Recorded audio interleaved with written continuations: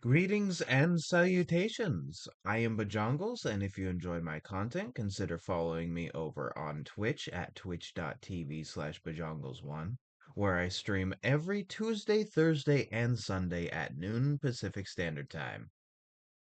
You could also, if you'd be so kind, check out my Bluesky and Tumblr, both at BigBoyArt1, username Bajongles. Also, if you wanted to check my VODs out, consider liking and subscribing here on YouTube. It would be much appreciated. And with that, back to your regularly scheduled program. Hello, hello, hello. Hey, Gremlin, how's it going? I noticed that if I switch over to starting soon for long enough, and then switch back to my just chatting screen, uh, you probably noticed at the beginning some of the streams, my PNG tuber ends up being invisible for a little bit. So right before I started streaming, I switched back and forth just to make sure that wouldn't happen. How are you today? Where's my stylus? There it is. Are you recovering well? Are you still sick? Has the soup consumed you? More likely than you think. I see. Usually I only cough off stream, so sorry about that, but uh I just generally have a bit of a miasma. Ooh. Mm, water. Uh Man, how it's spreading. Yeah, no, you've given me a computer virus. Uh I don't know how that works since I'm not a computer, but as stuff will happen as it happens. Mutations, exactly. Blame Outer Wilds. I saw this video from Overly Sarcastic Productions. It was one of their detailed diatribes, and it was one they did on Revenge of the Sith. It's super interesting because they were talking about this one fan edit that I later found. And they were talking about it. It's like, yeah, no, this is for context. The fan edit is called the Darkened Mantle, and basically it's turning like a Revenge of the Sith into more of like a Kurosawa like a samurai film. Black and white with sepia tone flashbacks to the previous two films. The whole shebang. Uh, Dubbed into Japanese, the dialogue is changed to fit more into like a Kurosawa style film. And I've been watching it. I found a link to it on Reddit, like to a Google Drive of it, and I watched the first 10 minutes. It is interesting. 10 minutes in, and Dooku is already dead. I feel like it took longer in the original movie to like get to Dooku. That might just be because I played Lego Star Wars and it took longer to get to that point. Yep, Ripley, rest in peace, you will be missed. Now how will people know what a person being stabbed to death sounds like? Truly lost knowledge.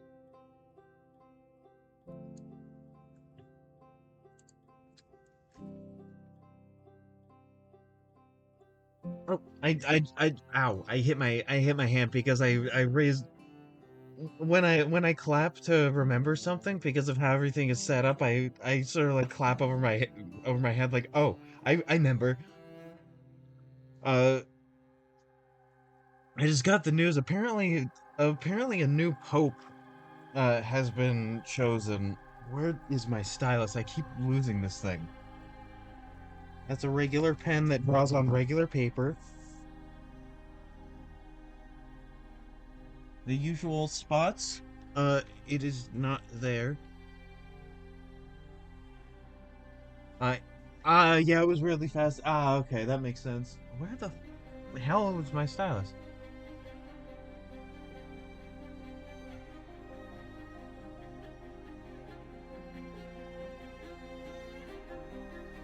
My stylus was 5 hours ago. Rip. I can't go back in time yet.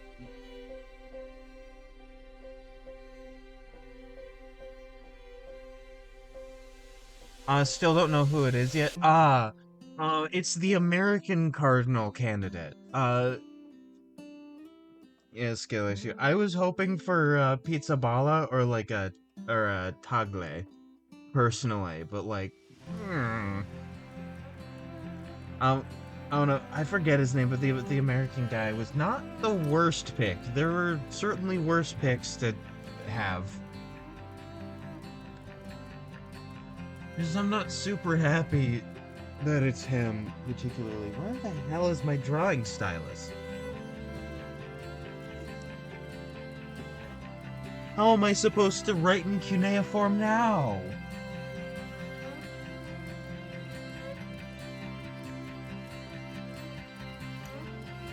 It was on the shelf above me.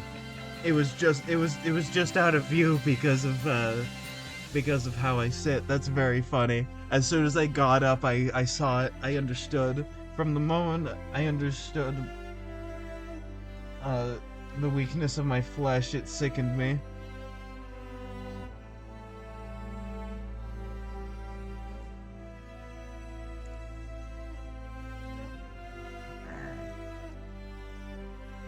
And what I want to do is I want to draw more of these funny little guys because I think like they're my favorite thing I've ever drawn, and that's saying something. And so I need to.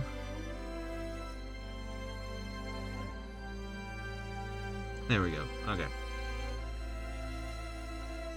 Perfect. I accidentally said Control S. Alright, undid that. Very pog, very cool. But yeah, no, I was checking out this Kurosawa style fan edit, The Darkened Mantle. It's really interesting. It's really interesting.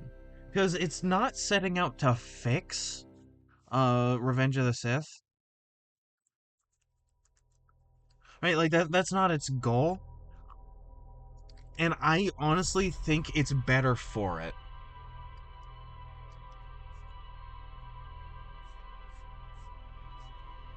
I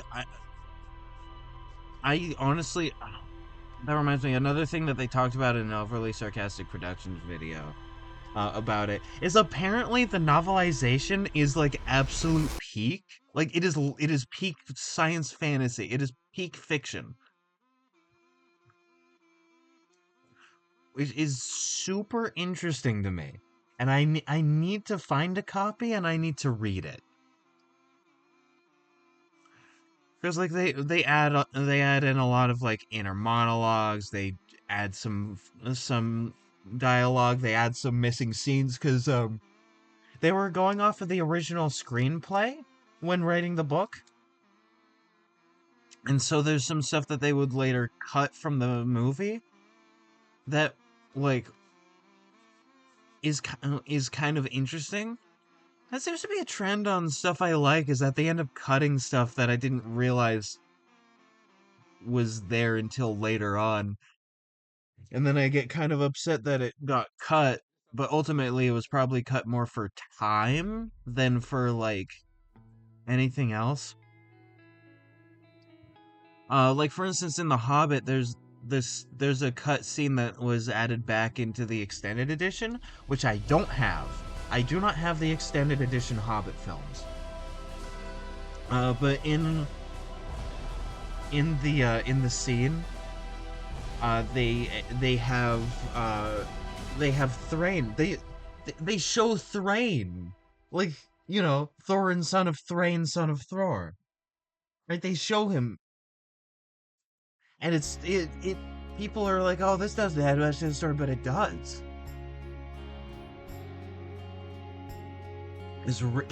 Like, I think it was important to show Thrain, and that he was still alive.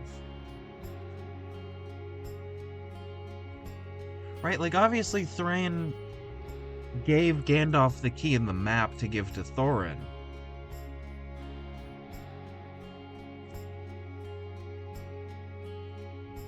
But like having the scene where like in Barad-dûr, that's the name for it. Where like Gandalf finds Thrain there, and he had been tortured for so long that his mind was broken. And like that is more impactful than just being like, yeah, he died.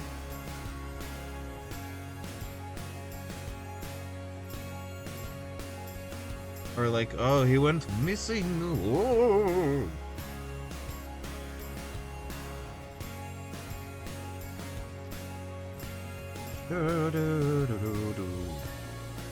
And there are some people, like I said, that say like that it didn't really add to the story. I think that the films that got the most out of the extended edition versions of them were probably the first two Hobbit films. Um, Battle of the Five Armies didn't really get much out of the extended edition. There's a lot of stuff that I definitely think is like very worth keeping about Battle of the Five Armies. Oh, one thing they did add to Battle of the Five Armies that is really important, and I'm glad they added it back in, and it sucks that they cut it from the theatrical release, is Thorin's funeral. Like, Thorin's funeral is so deeply important. It's so important, and it's so like meaningful that we get to see that, like,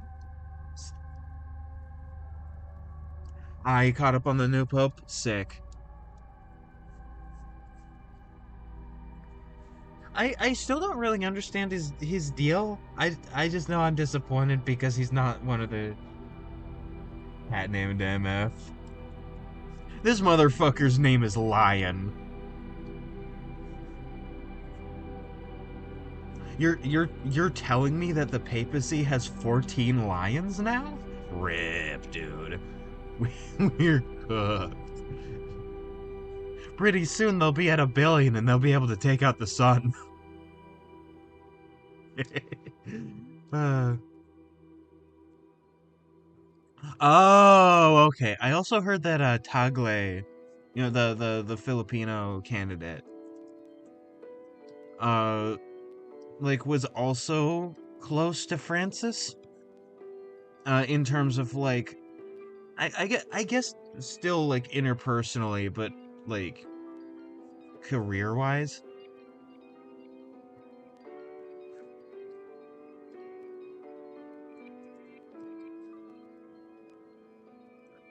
Ah, that reminds me. Did you see that the White House is posting AI generated images of Trump as the Pope? He apparently condemned both Trump and JD Vance.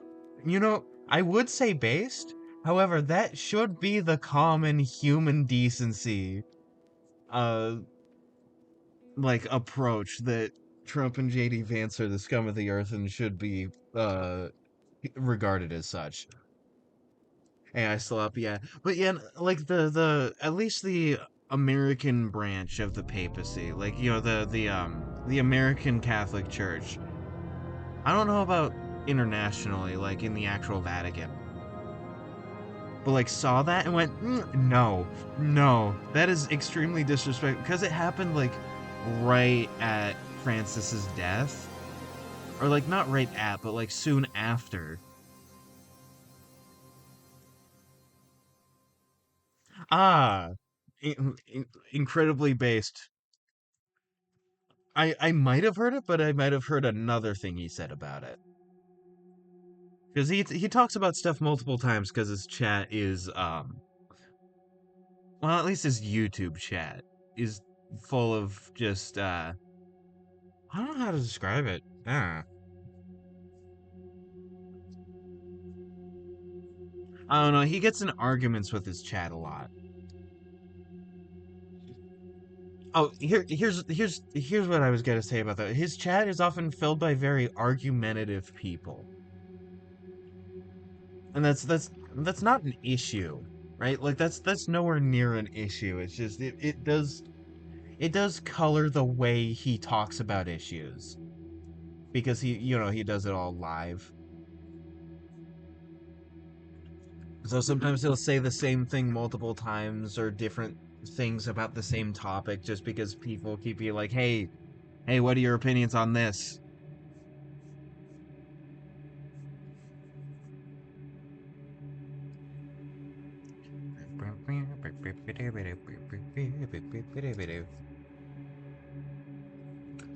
Water.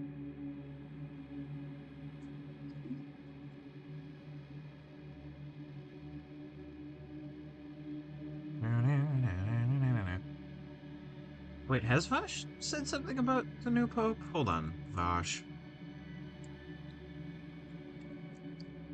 Oh, he's live right now. Okay. I'll check out the clip once it comes out. His editors are very fast.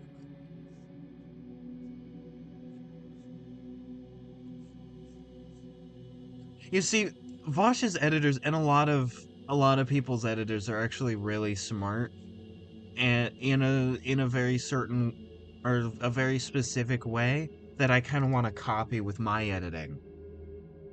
Uh is that they have a whole like productivity pipeline.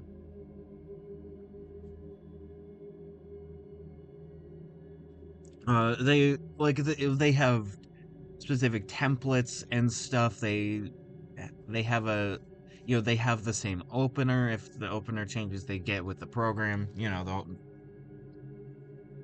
Nothing. So that once they're practiced enough, which they seem to be, they can just like whip out videos.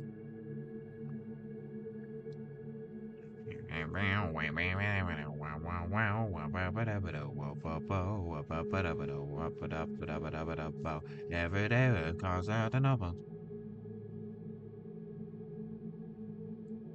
No, I am personally I call myself atheist more than agnostic.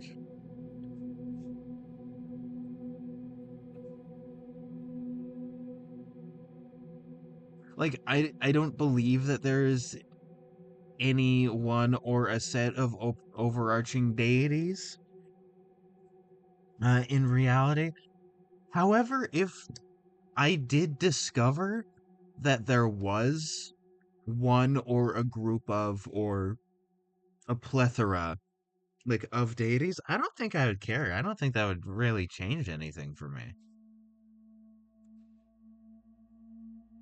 Right? Like I'm gonna continue to live how I see is the best way to personally live.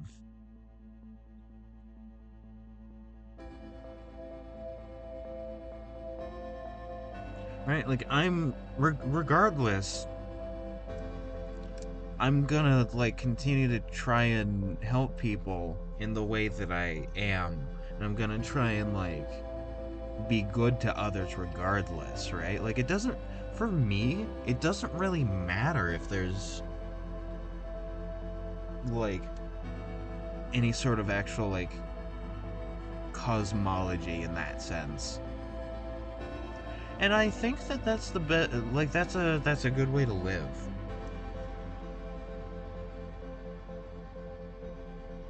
Is just treat others with kindness, and if it doesn't really matter. Uh, like treat others in a respectful manner. Treat them how you believe they deserve to be treated. And just be good to others where you can, and stop others from being unkind or outright evil where you can. And just live by that. Be chill about it. It doesn't really matter if there's a god or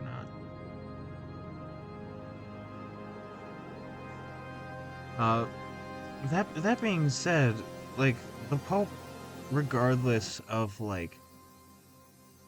divine connection or not, is a very important political figure in the way of how the world works, a very influential figure in a large swath of the Christian world, which is a large part of the world's population, and countries and everything. And so, who is picked for who ends up being picked for the Pope is incredibly important to world politics. And thus it's important to look at and hope for one that is a good human being. Because if you go back to the one right before Pope Francis, he was rough. Benedict, not great. Francis, I personally think he could have done better. However, he was definitely a good one. I hope that this next one ends up being good, even if he's not my favorite choice.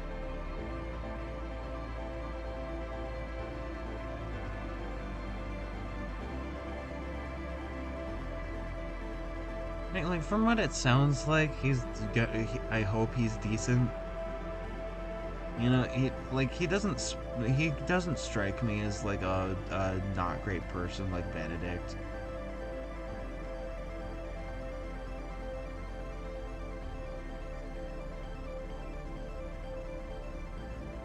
Rest in peace, Francis. You know, again, he he out of like all the popes, he was honestly, I think he was probably the best ever so far.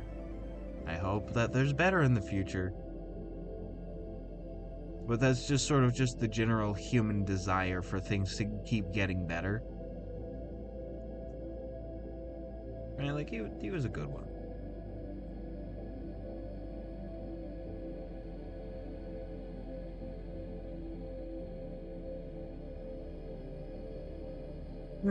Bye.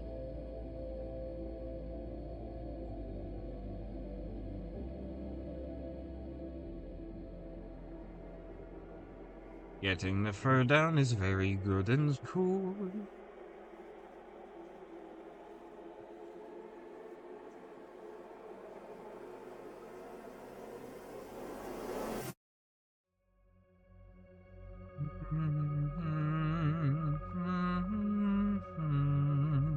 I just remembered.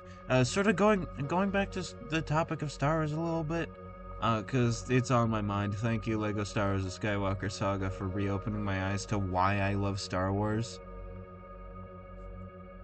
and getting me like excited about it again. Congratulations and thank you. Highly recommend getting it, even if it's not free anymore. It was free on May the 4th.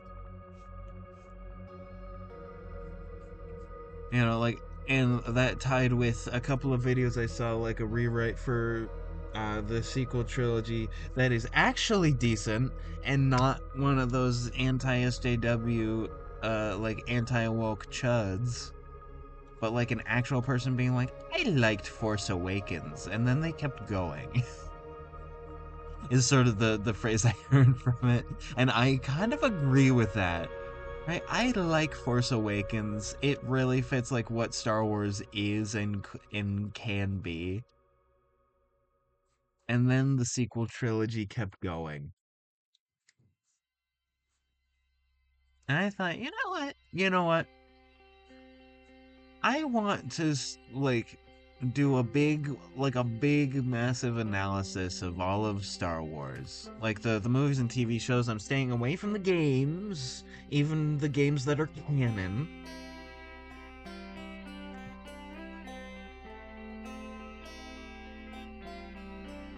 Like, you know, just the movies and TV shows.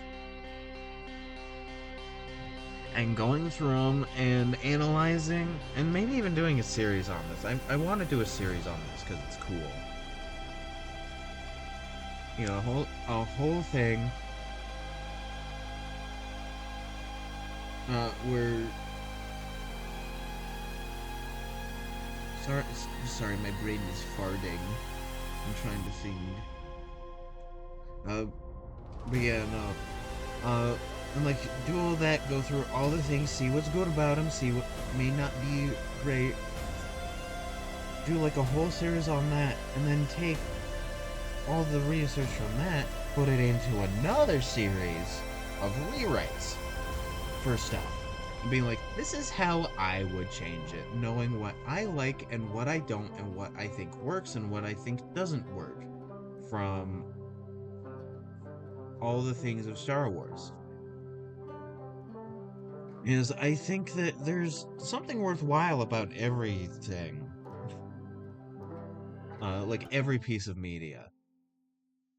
There's some meaning that you can take from it because humans impart meaning into everything. That's just kind of what we do.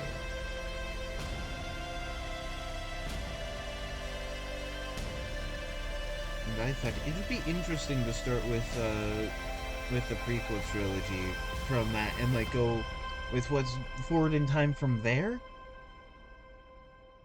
And then, going to the later stuff that adds like pre Phantom Menace content later. Because ultimately that stuff's not the most important to the story of Star Wars because Star Wars is ultimately about the Skywalkers, really.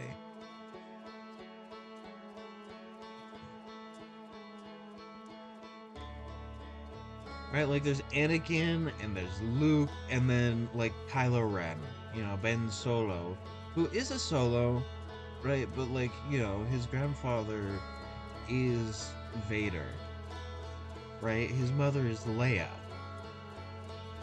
And so like it it is ultimately about the Skywalkers and how they go about dealing with events and like have their own stuff going on in it. Like ultimately that is kind of what Star Wars is about. So I'm gonna stick with that sort of thing, including Mandalorian, right? Including all the stuff that takes place between, like, including and between Phantom Menace and The Last Jedi, right?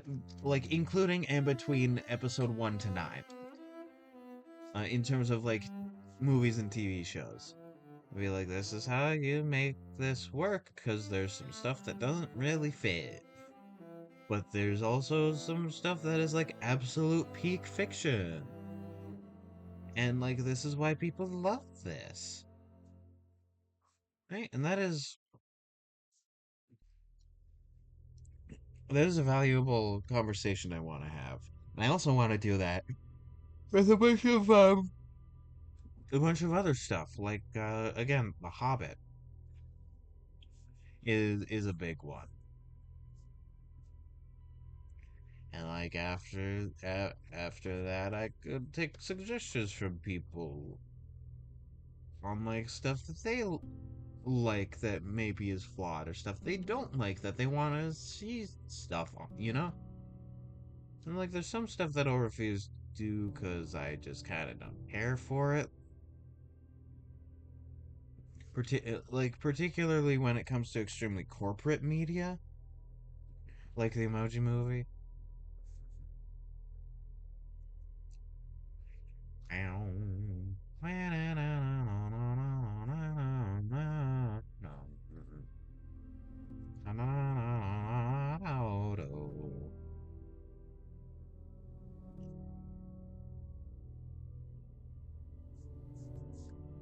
Right, there we go. Very good. Good. Like there's a lot of stuff that's very special about a lot of media that's very flawed, but I feel like it deserves better. And I think that's the point of what I want to do with that series is looking at media that deserves better, right? That has potential and deserves to have that realized, and to see how I would try and make it work. Because I'm very amateur, right? But I like extremely amateur, but I do write. Well, most of it's for D&D, right? But I do write.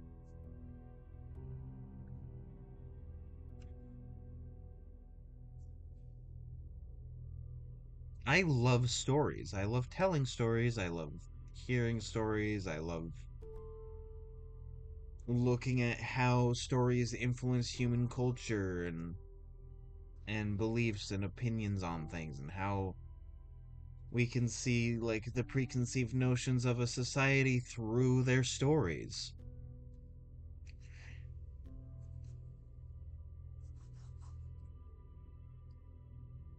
Right? Like that is meaningful to me. I wrote a college paper about how art is tied with human like brain evolution. I care about this stuff.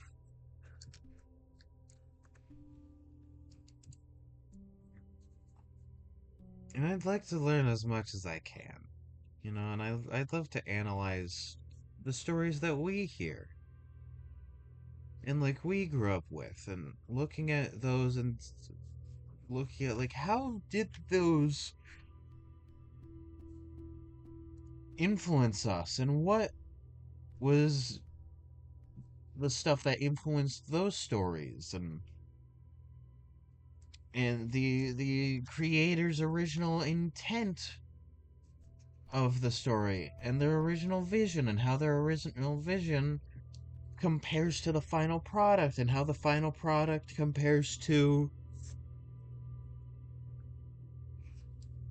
how like culture, like all the culture around it has changed it.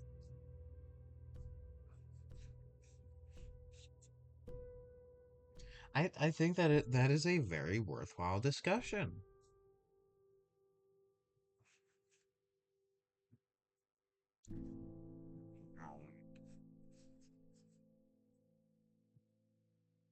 And I haven't really written stuff for it yet because I need to do some stuff first.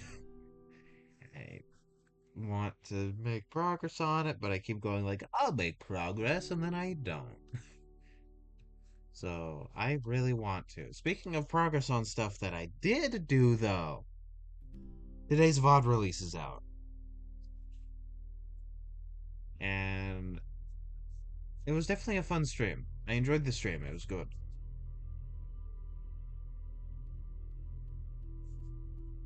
I will say though, the edit is very typical. I'm starting to, and by that I don't want to short sell myself, but it's more that I'm starting to develop my own workflow in terms of like an edit, how I edit. And I don't know if this is typical, but how I edit is I go from start to finish, right? I edit the beginning, then I keep going, right? I edit in a straight line, and if it really needs it, I'll do another pass. Or I'll look at specific problem areas after that. But I do a big swath of like editing cuts in a video.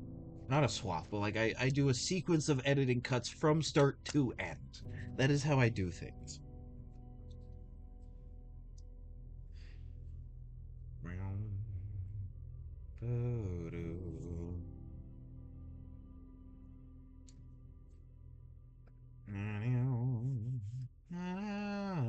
And also with the gameplay video, like the gameplay VODs, I do art for those. And I'm excited to get to Lego Star Wars because I get to do art. And I think I've figured out something interesting. So they say you can start at any point, but the like it's not even really a difficulty curve because it's a really easy game. But like the complexity curve, the curve of complexity on all the parts of like gameplay and like level design and everything really seems like the intended way to play Skywalker Saga is from episode 1 all the way to episode 9. That seems like the intentional way to play it, even though you can start from any point. And I'm saying this as somebody who has finally gotten to episode 7. I got to Lego Force Awakens. Yippee! Hooray! It's quite good. Like the story is a little more lacking, but like the gameplay for the Lego Force Awakens uh part of Skywalker Saga is very strong. It's probably like the strongest it's been.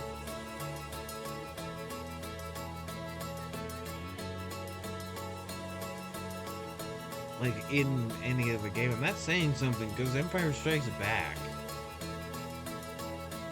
like the episode 4 segment of the Skywalker Saga is like so good. Oh my god. Like,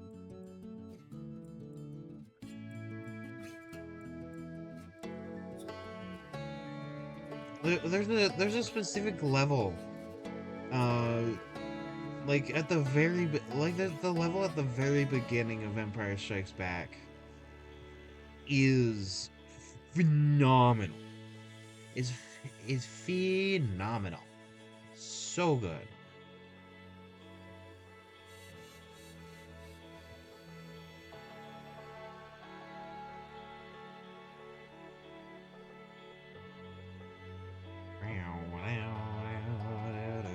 It's probably my favorite. Like, it feels like a how do I put this? Lego Skywalker Saga feels like a game made out of a bunch of different open worlds.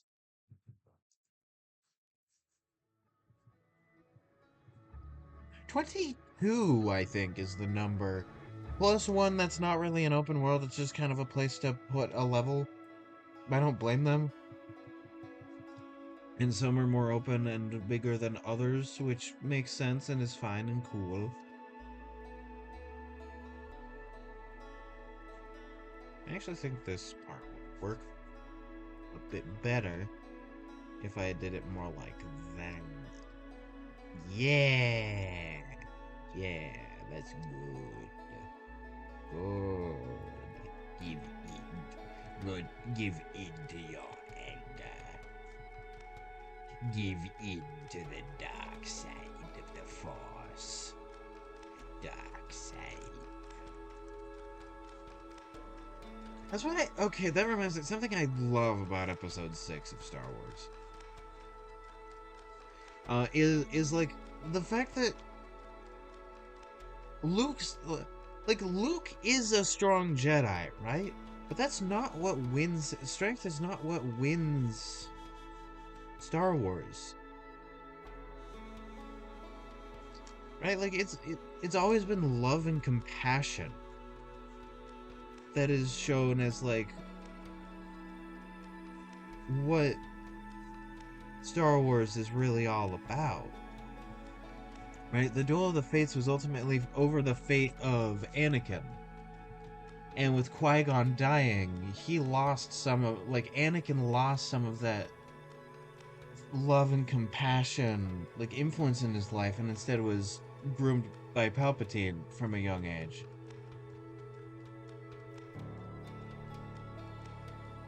Mm. Right, but, like, was, like, Qui-Gon was love and compassion made human form. Right? Like that's why he was at odds with the cold and sterile political Jedi Order. Also, is that like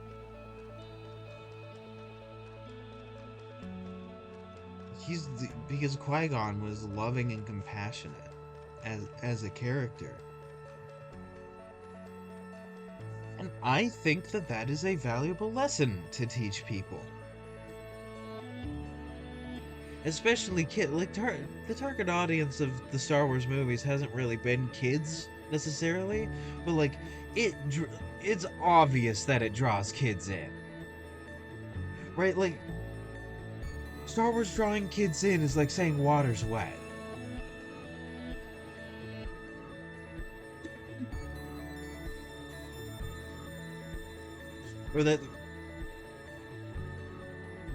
Or that our atmosphere reflects light to make it blue, right? Like it's obvious that the sky is blue. Grass grows, birds fly, and brother,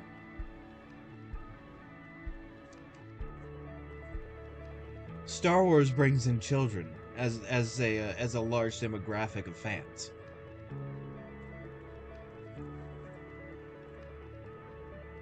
Right? Like I grew up with Star Wars. Also, fun fact. I have the 2006 DVD versions, the 2-in-1 versions, that gives me the original 1970s theatrical releases. Like the original theatrical releases of Star Wars. I have those. I'm never selling them. Ever. Do you know how hard it is to find theatrical versions of the original trilogy of Star Wars? Really hard. George Lucas loves the editing. A New Hope was saved in the edit.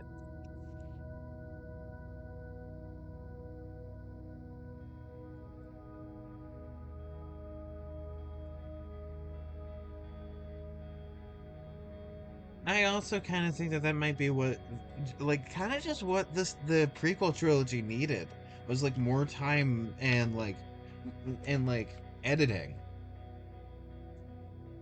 and maybe some added scenes later on. Hmm.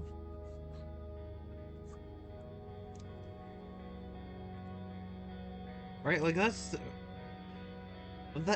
what the prequel. I think the prequel trilogy needed because there's already that really strong core story there. Right, like it has something.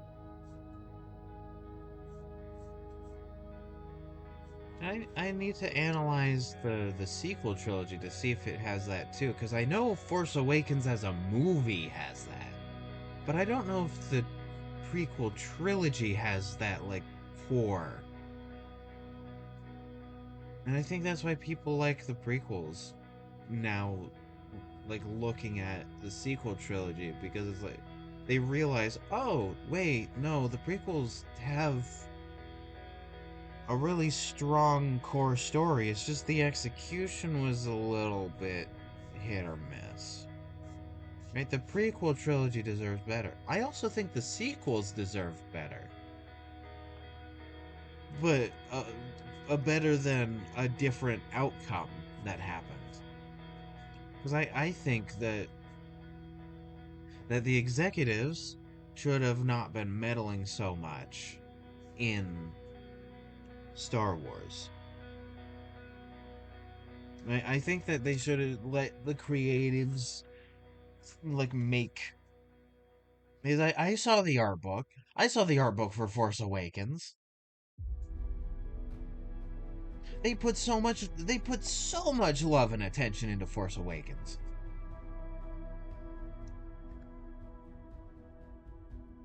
And like I'm gonna say I like that Jakku is a desert.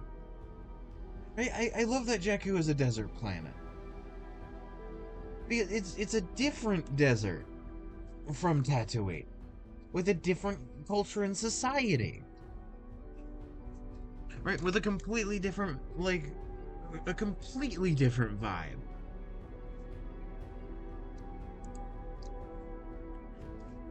Same with that one other desert where like all the people are celebrating because once every 43 years, which means the last time they were celebrating was when Luke got his lightsaber.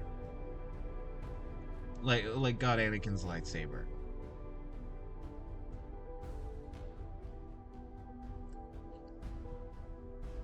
Which is a really interesting parallel that I want to do stuff with. Like is this specific is this specific span of time something that because the Force does influence stuff in Star Wars, obviously, right? Like the Force draws people together through seemingly random happenstance. Like the fact that R2D2 with the Death Star plans and the message happened to get to Luke.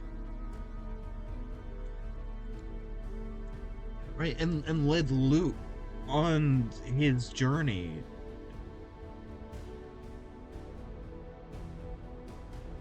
Right? Like that was the Force influencing things. Like the living Force.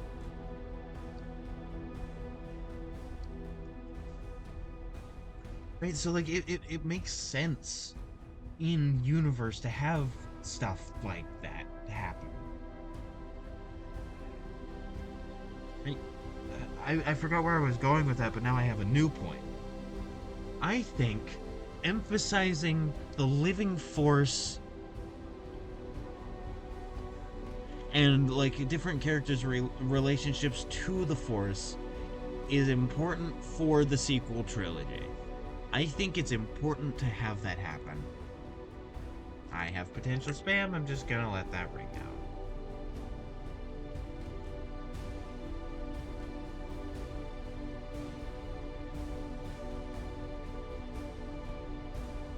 I'm sorry, random phone call. You cannot.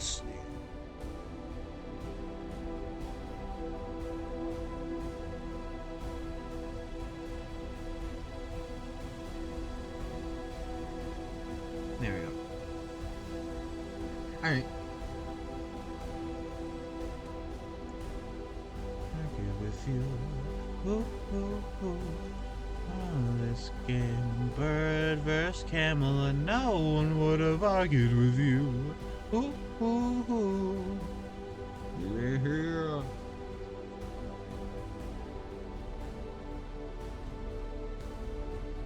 But yeah, no, I think that there's a lot of stuff that's established and put into Force Awakens that is very cool and very good and adds some nice stuff to Star Wars.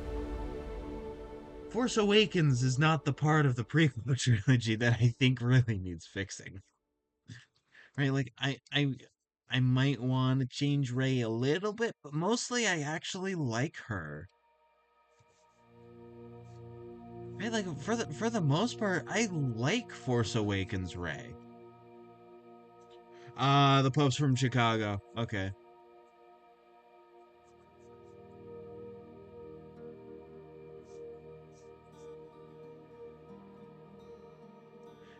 All right, Pog. Also, hi, welcome back.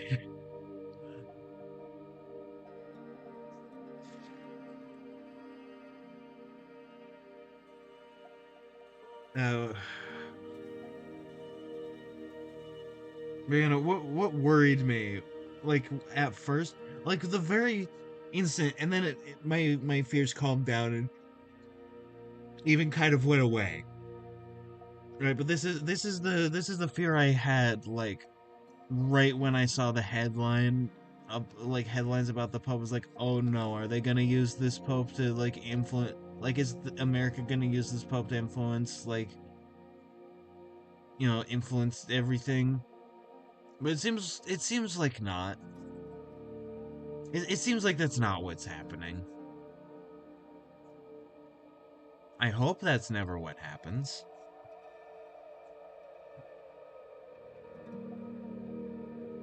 Ugh, water. Mm.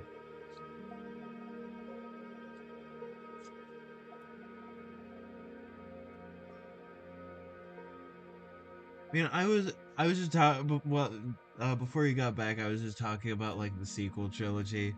You probably caught the tail end of that.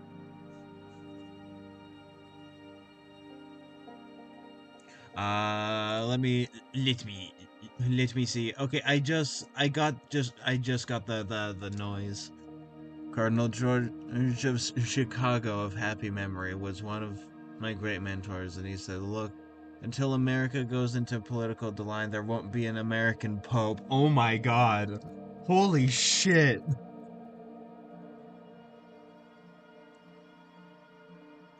And his point was, if America is kind of running the world politically, culturally, economically, they don't want America running the world religiously. So I think there's some truth to that. That's where such a superpower is. That we are such a superpower and so dominant, they don't want to give us also control over the church. Holy shit! Yeah, no, that kind of is what's happening. Also I appreciate the onion thing that you sent, Pope Leo the 14th. I almost said Leopold. Nah, Pope Leo the 14th. There couldn't be a better time to get the fuck out of America forever.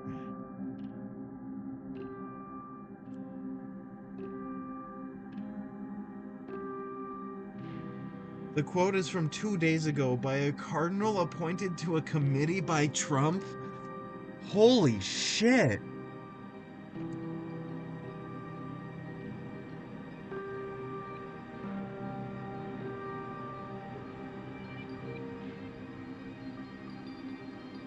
Man, my favorite Trump quote is when he looked at Mace Windu and said, "I am the Senate. I, I, I'm the Senate."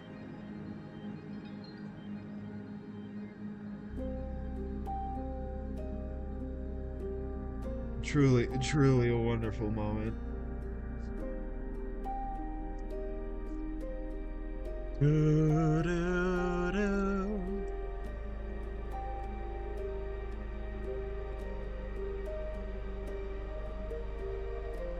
Yeah, no, Jesus Christ, no, that is happening.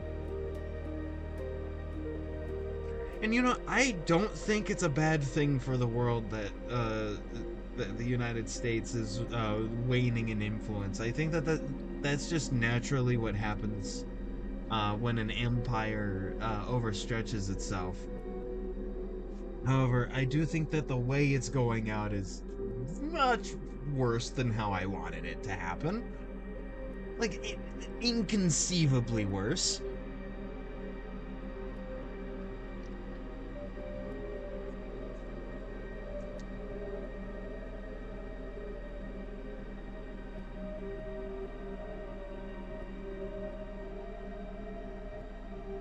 Oh, and what have I argued with you? Let me get rid of that notification.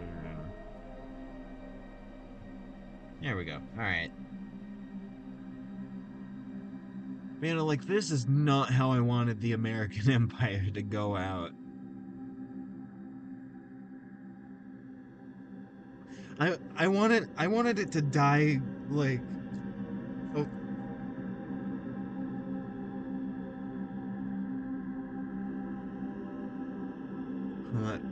let, let me see. I think I saw it on my Blue Sky feed, but I didn't watch it like with audio.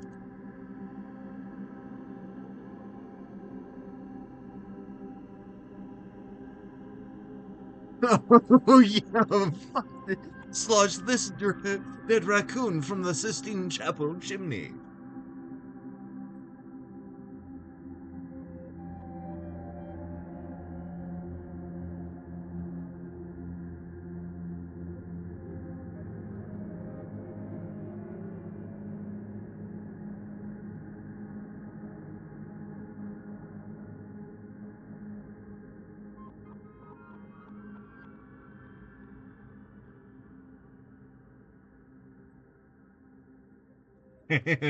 Poisoned marshmallows.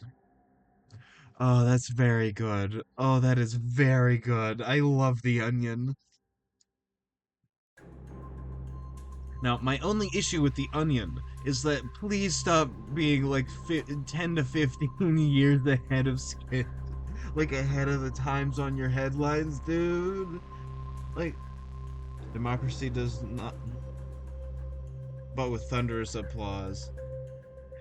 This is how liberty dies, with thunderous applause. Right, like this is how democracy dies.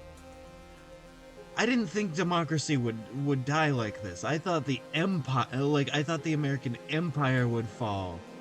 More like an old man on his deathbed than like being shot out back by old Yeller, you know? I'd rather we didn't get old Yellard. Yeah, yeah, no, very similar to the Ottomans actually. You're right. I mean, obviously different in certain key ways, but like, yeah, no, very. Namely, that the Ottomans lasted a lot longer. Yeah, no, a massive multicultural empire being undone really quickly. Yeah.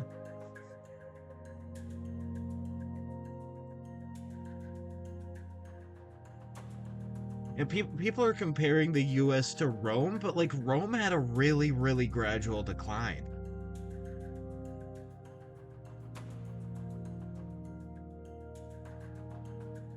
Right? Like there are arguments that I personally kind of believe, but don't really care.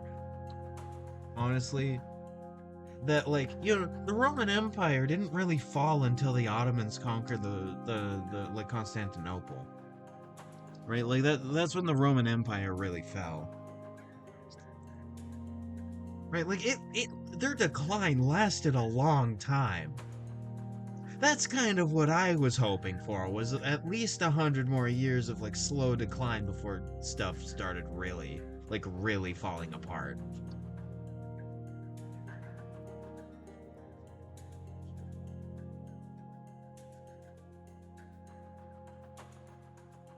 You know what they say, beggars can't be choosers, I suppose.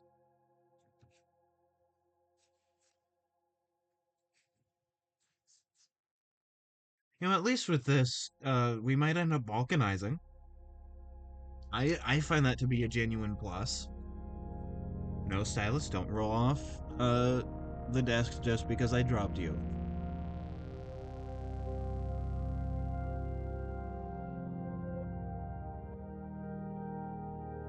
Right, like at least we might end up balkanizing. Again, kind of like the Ottomans, but particularly like Austria-Hungary.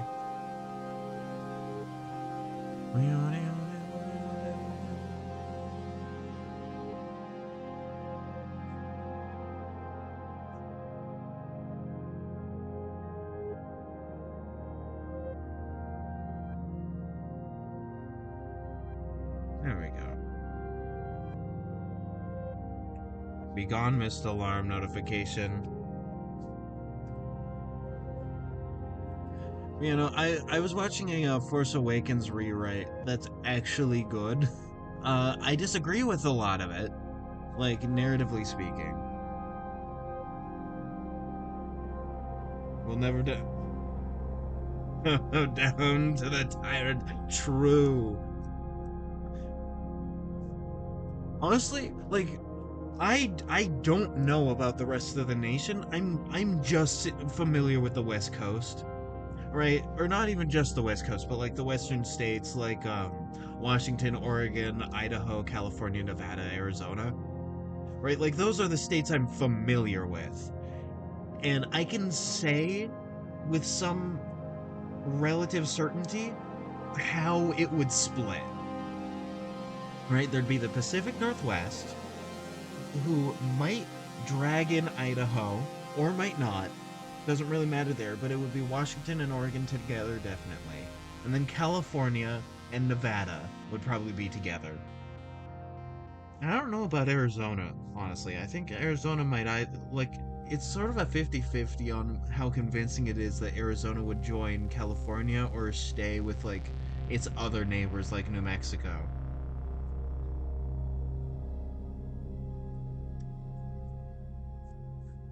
Right? Like realistically speaking, is while the Pacific Northwest states and California are close allies in terms of like all the rest of the states, like we're very close. Like we're very close economically, politically, and like socially. Oh shit, the electricity went. Fuck. Fuck, dude.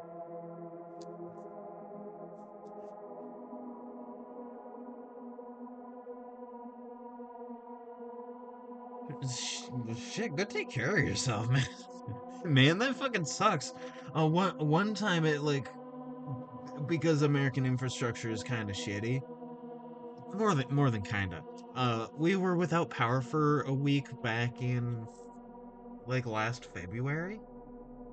Because there was like a massive like flash freeze and like massive snow event. Massive for here, mind you. Right, but still like decently sized, all things considered. Obviously not Norway size, but like Norway is more built for its own weather. And like so we were completely without power, frozen in for a week, and that was not fun. That was not fun. Make sure you're fucking taking care of yourself, man.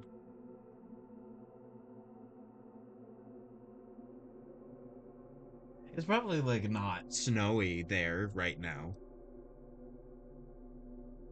right? Like it is May, but still, like being without power sucks.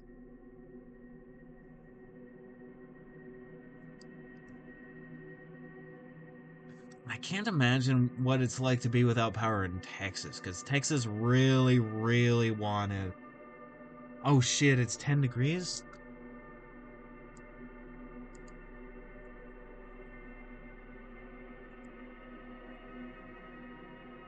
That's not too bad. Yeah, 10 degrees. That's not too bad.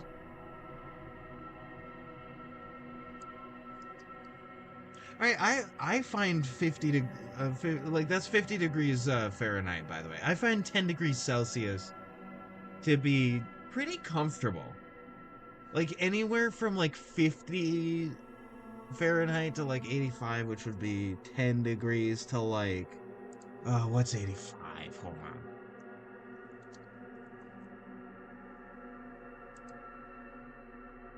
So like from okay, so from like 10 degrees to like 30 degrees Celsius roundabout.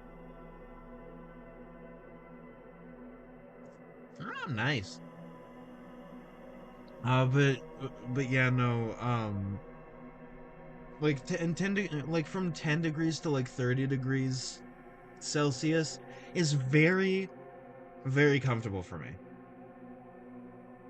30 is a heat wave? Nah, man.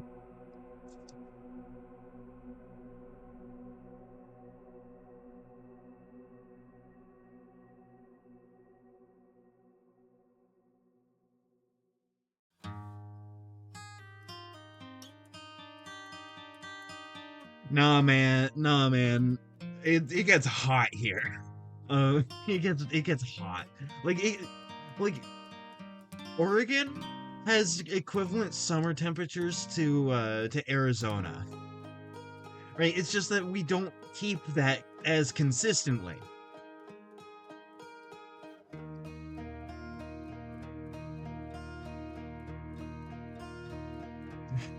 Is free bottles of water kind of temperature? Nah, dude, that's just the t-shirt and shorts weather. For context to fellow filthy Fahrenheit users, that's about 86. That's about like 85, 86 degrees Fahrenheit. Around here, like summer is usually like 90 to 115 degrees Fahrenheit, which is like uh what is what 90 degrees?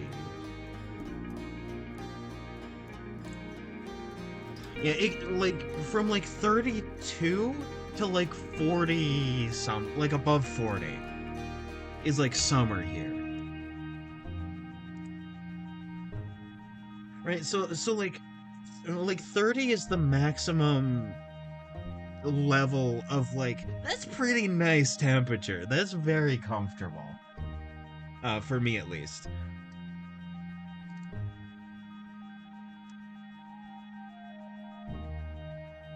I can also deal with cold very well. I think it's because uh we don't have an HVAC system like heating and cooling. We have ventilation. Right? We have good ventilation, but we don't have like a heater or air conditioner. And we haven't for like years now. So like I'm just used to wide varieties of temperature from like 0 Celsius all the way to like 43, I think.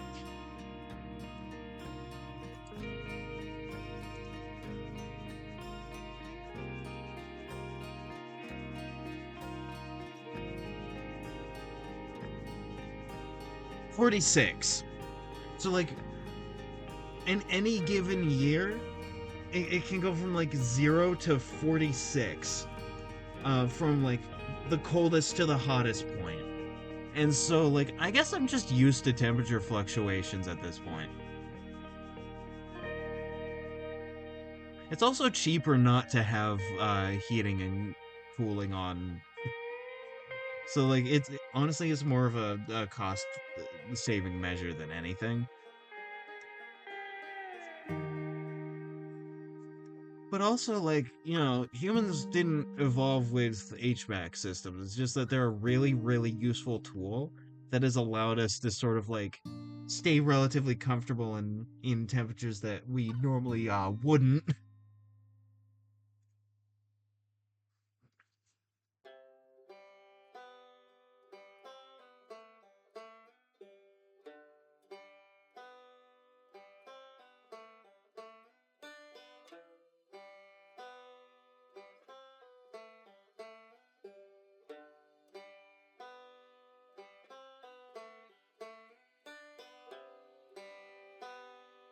I'm looking up weather in Spain right now so I can see like what ours is. Yeah, but we also didn't evolve for Norwegian night sun and winter. I mean, yeah, yeah, we didn't really. Well, like, sort of, we did, right? Like, there's a direct, not even a direct correlation. There's a direct causation between like skin tone and a mixture of like sun exposure and latitude, right? Like that's sort of the only reason for skin tone is more or less melanin based on the need to protect ourselves from the sun. And like having lighter skin in higher latitude and less sun exposure means that we can get more of what sun there is. All right, you gotta go to save battery. Yeah, no, go take care of your shit. Thank you for stopping by. It was great hearing from you. Um, yeah, no, like people will ascribe stupid pseudoscientific like meanings behind like skin color and like location and like all that. All it is humans adapting to their climates and their overall environment. Right? Like that's all it is.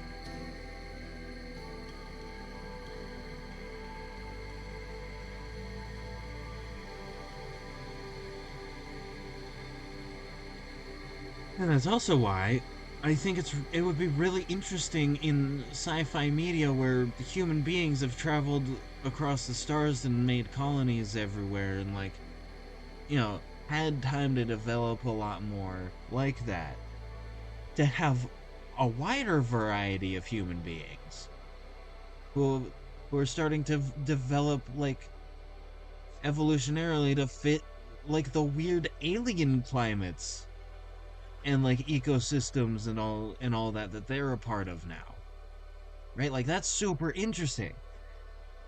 Sci-fi is a great use or storytelling device to have more diversity in people. Right? So like I don't know, I think people be like, "Oh my god, there's too much DEI in sci-fi," are fucking stupid. Sci-fi is the place. Well, that and fantasy, but like I'm talking about sci-fi here because Star Wars is sort of a notable example. Like the Star Wars fandom was, oh my god, there's too much DEI in fucking Star Wars. It's like, dude, humans are diverse. That is why we have been able to basically conquer this planet.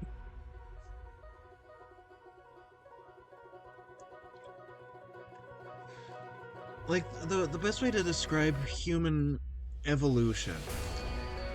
I forget if I came up with this or not.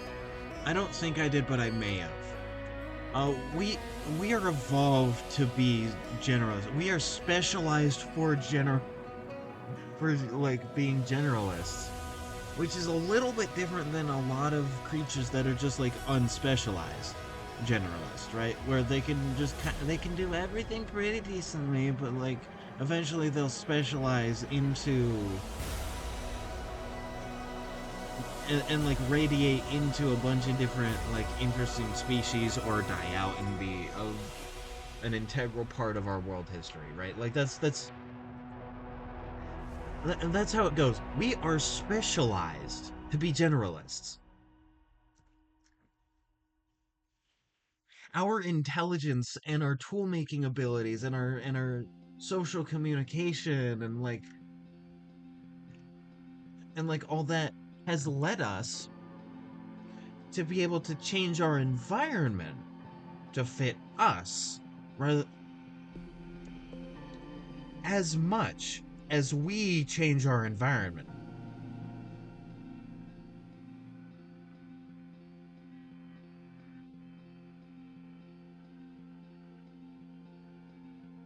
That is what has allowed us to go everywhere, is that we can make clothes for heavy weather of any variety. We can make shelter so that we don't need to survive so many conditions all the fucking time.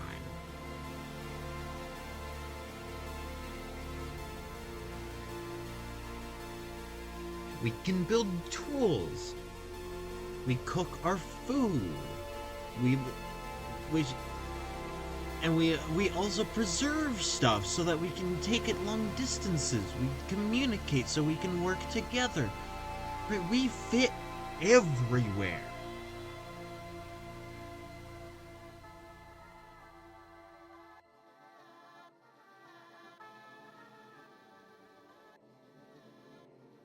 And what things we can't adapt our environment around, around us, we still adapt to our environment.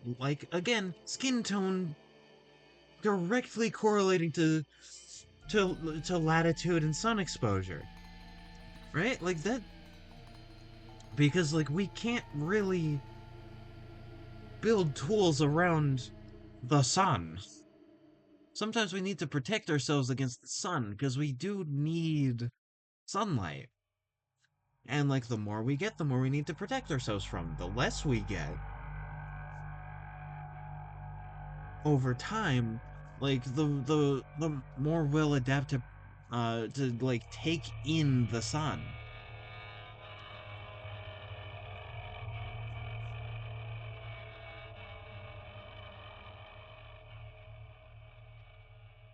We are freaks of evolution.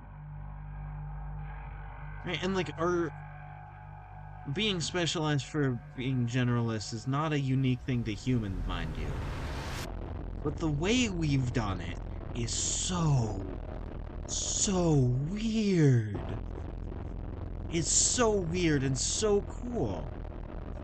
And so I don't know why are people concerned about only white people being in stuff like sci-fi? Sci-fi is rife with weird, interesting places and scenarios that we could only imagine. Right? And obviously humans would have to adapt to that. And we would adapt to those places to better fit us and, in a reciprocal form of change and adaptation. So we should allow sci-fi to get fucking weird with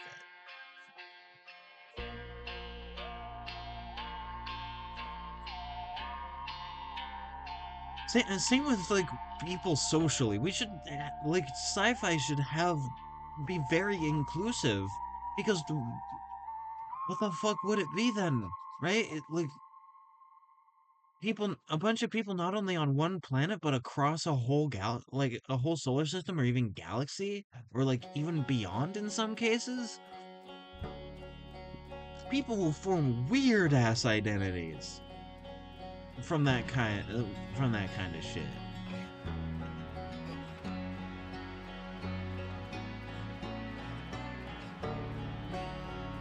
It's I don't know why be upset about people putting in the amount of diversity that we actually have in our reality, when they could be doing so much more, and it's worthwhile and good to do that. Right? Fucking Star Trek. Also,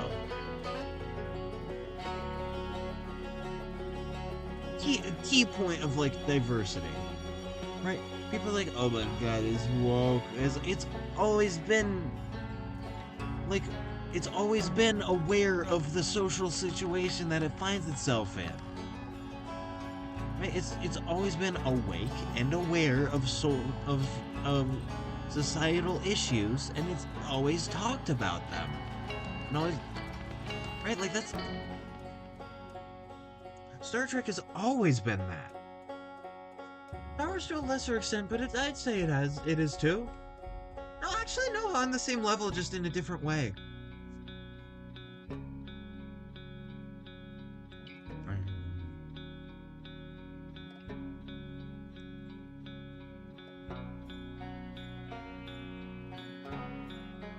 Right, like Star Wars. I mean, one, these people consider having a man dare show any other emotions besides like anger and triumph to be woke, right? So like that in of itself. But like also outside of like the interpersonal emotions, the world is about how a democracy got turned into fascism in a very realistic way and how you deal with that. Right? It was like the original trilogy was entirely based on social commentary for the time that it was made. With like Nixon and the Vietnam War and people in the Imperial Core of America finally seeing that America is an empire.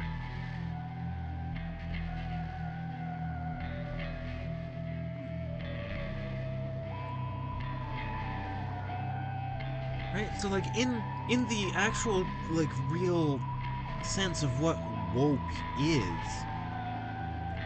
Star Wars has always been that.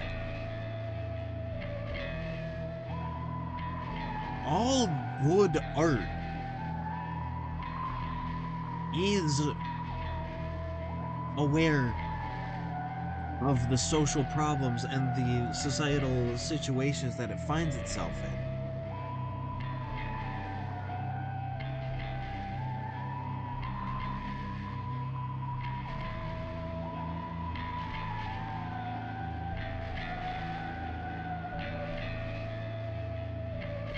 I don't know, at the end of the day, does it really matter? Right? And people complaining about Rey in Force Awakens. I have my complaints. Obviously. But a lot of them being like she's a better suit. She's not. She's not, and her story could have been done a lot better. Right? Like Rey's story could have been done so much better. I believe that there's all the characters and like the story of the sequel trilogy deserved better. And like Oliver, at least most of the actors in the sequels are amazing. They're phenomenal actors. They do a great job with what they're given. And I just wish they were given a bit better. And I wish that the like actual vision of the creators like was able to happen. But it didn't end up happening. Because the fucking executives. The fucking money. It's all about money. Money is what ruined the sequel trilogy. Not inclusivity, not because one of the characters is black, not because like not because the main character Rey is a woman. It's because money. It's money. The executives wanted it to be the biggest cash cow. So ultimately, it went from having something to like actually something to say and a very important thing being set up, and they did end up getting some of that in the trilogy, and I'll talk about that when I get to that series, whenever I do that.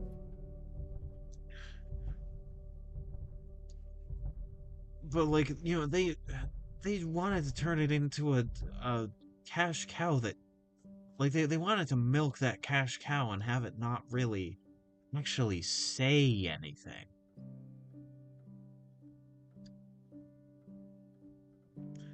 And I just wish that it had more opportunity to be itself.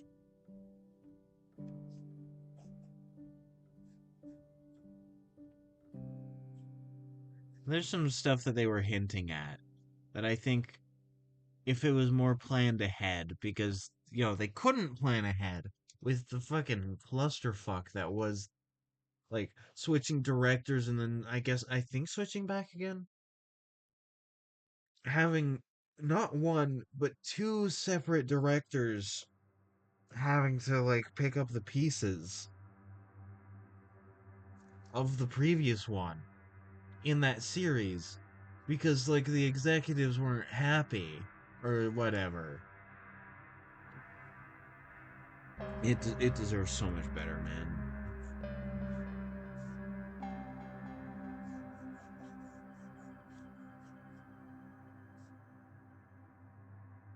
Also, can I just say the designs in Force Awakens for like for like the alien? Well, I guess they're not aliens because they're residents of Jakku. This is a alternate universe where there's like people use, especially in Hut space, use the word Outlander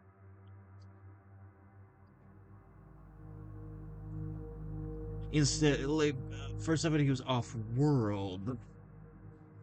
Right, we're talking about off world shit here. And the people on Jakku are not off worlders. So, like, saying alien and not alien in Star Wars doesn't make sense.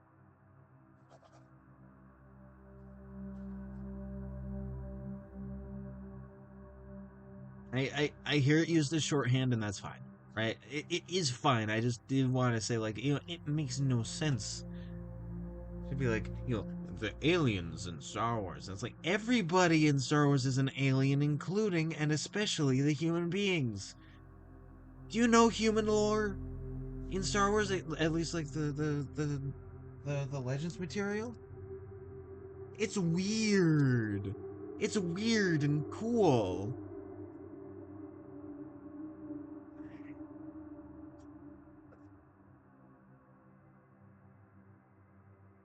Star Wars lore is so fun. I wish that it could be explored a bit more, you know?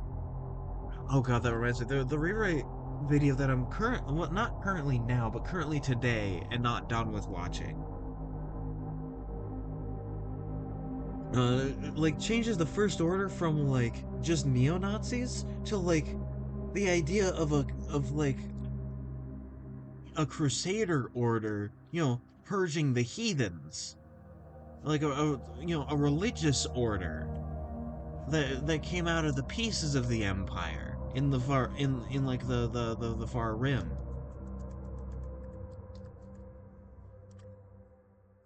And what's interesting about this is it's not spelled out, but it seems like what this person is doing is saying like they found Abeloth and built a religion around her. And if you don't know who Abeloth is, Jesus fucking Christ, my dude.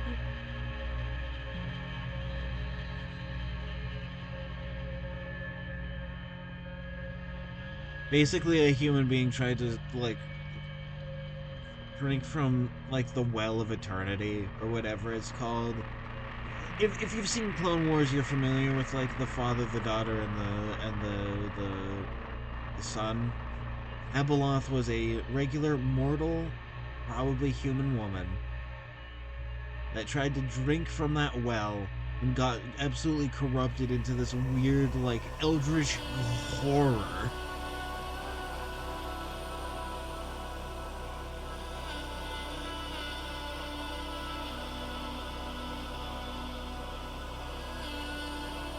And oh my god, I need that in the rewrite. I need it, and I'm gonna give, like, once I work through that and how it would work in my rewrite, I'm stealing that. I'm not stealing it. I'm gonna give credit. I'm politely but unconsensually borrowing that idea.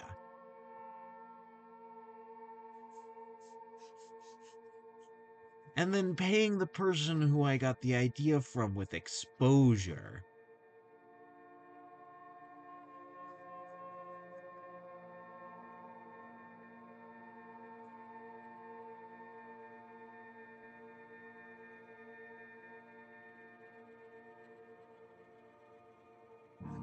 Stretching my body because I feel like an old man, even though I'm only 21. I feel ancient, even though I'm not old.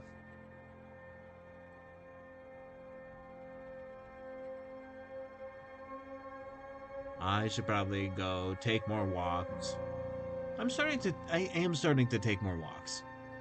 By the way, and taking walks is very good and healthy. If you're not able to for whatever reason, it's still good to do.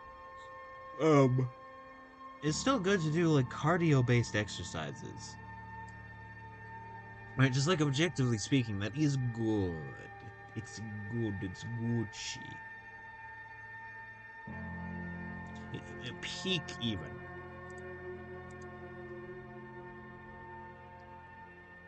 I need to lower this like that actually to fit the perspective that I want.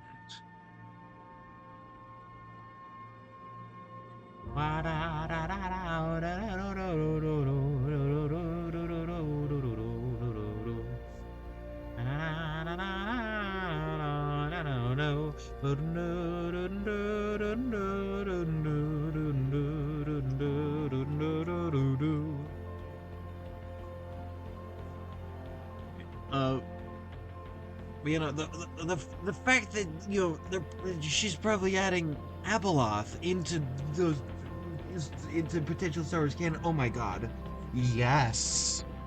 Because like Clone Wars, the series is still canon. It was recanonized, which means that uh, the Trinity of the Living Force is real in Star Wars, which means that like it's reasonable to say you could add Abeloth. It's within canon that it could exist.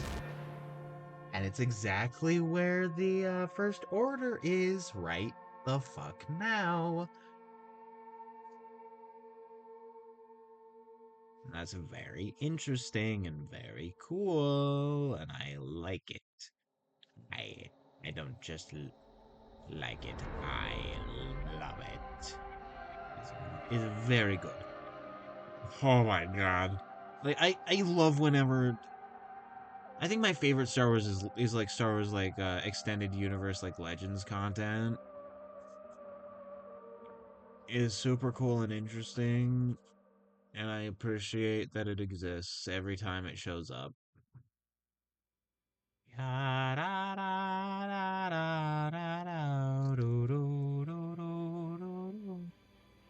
There we go.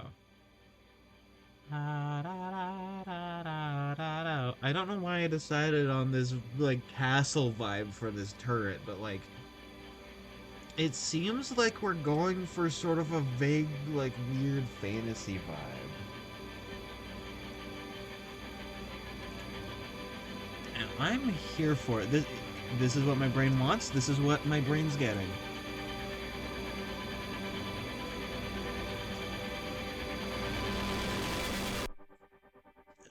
I noticed something recently, but haven't put it into words until now. I noticed that neurodivergent people, including myself, tend to like just independently associate our brain and us as different beings that sometimes have entirely different wants and needs. And that our goal as human beings is to try and tie the two together. Right? Like, my brain wants something, I guess I'll give it to my brain.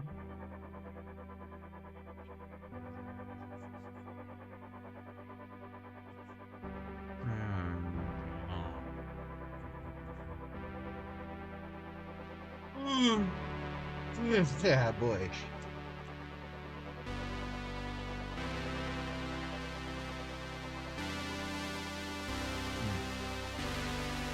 Alright, gamers.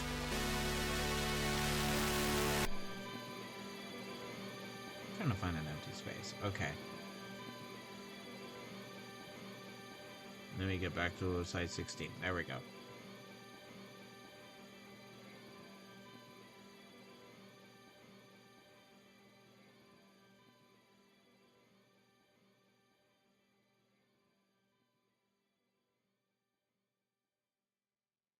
There we go. Alright, I will be right back, and I will keep the music on for all y'all. Hello, I've returned. It seems that I disconnected and reconnected from chat since the last time before BRB. Oh well. Ripperoni. Let's get the BRB off of my fucking screen. There we go. What was I saying? Oh yeah. I think that okay, talking about the Force Awakens rewrite video that I'm watching. Interesting thing that I completely disagree with is, okay, how do I put this? So Rey is meant to invoke the themes that are meant to show up in the trilogy of, like, it doesn't matter what your past is. It doesn't matter where you come from. What matters is what you do now in the moment. And that is in places in all three films. Right? That is sort of the thematic motif of all the characters. And I think that's really interesting. Well, not all the characters, but a lot of the characters. The characters that showed up in Force Awakens.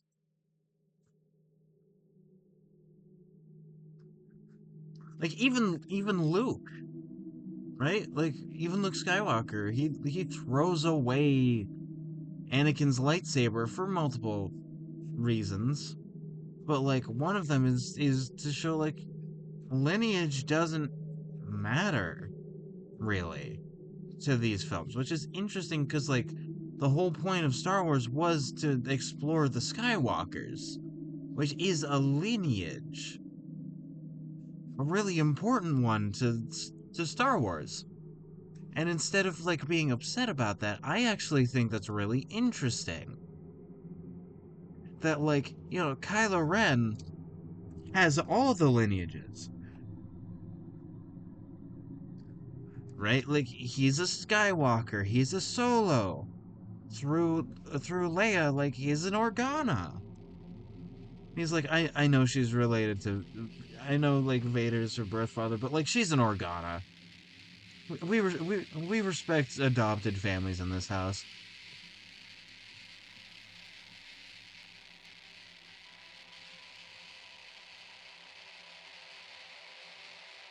Man, like, you know, obviously, fucking Padme, right? Like, through Padme Amidala,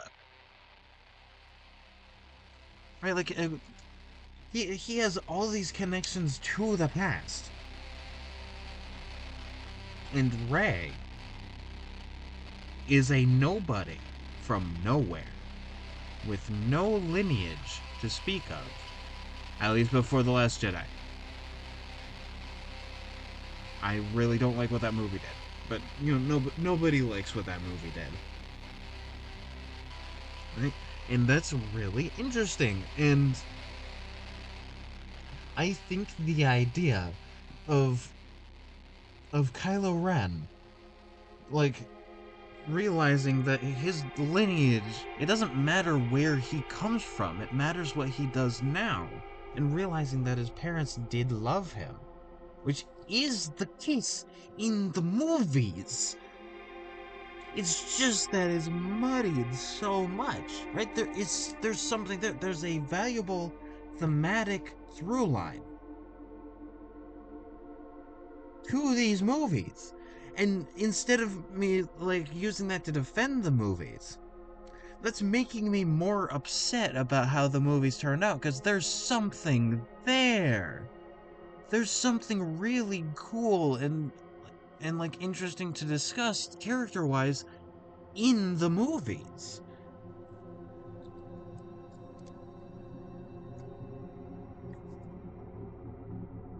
Right? Like it's uh, man,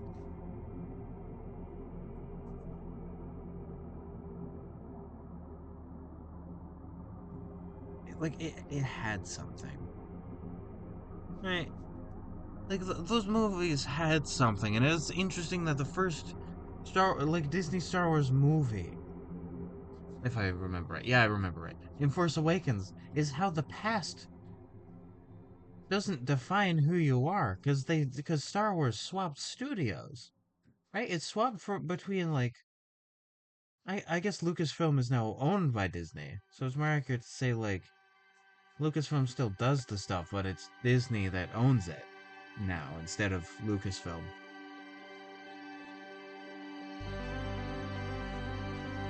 Hmm. Right, but like Star Wars is not old Star Wars anymore. And I don't think it should be.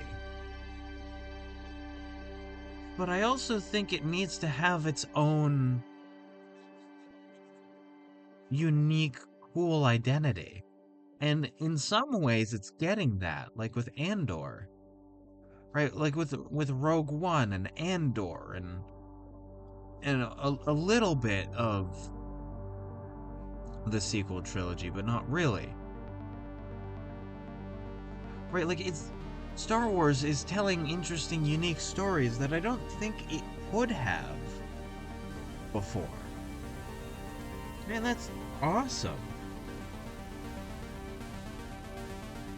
And, oh, and like Obi-Wan, like the Obi-Wan Kenobi series has some interesting stuff to tell, even though it's just like what's the story? It's just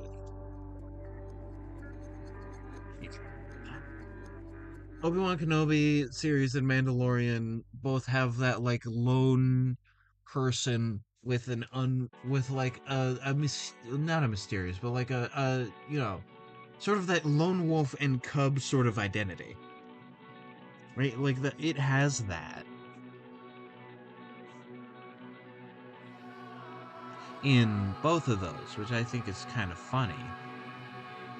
Like yeah, people found that connection, and I think that's kind of interesting. And that's another thing to discuss. Like, what is new? What is like new Star Wars trying to say with the setting? Like as a whole.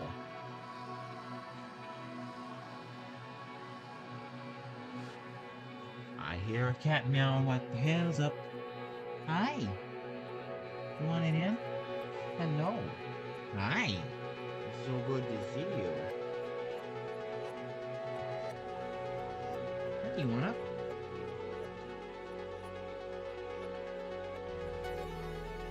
Here we go. We also have some on your face. There we go. Mwah. Hi. Hi there. I now have a cat on my lap. Very pleasant experience. Highly recommend. Hello. Mm-hmm. Mm-hmm. Yeah. Love you.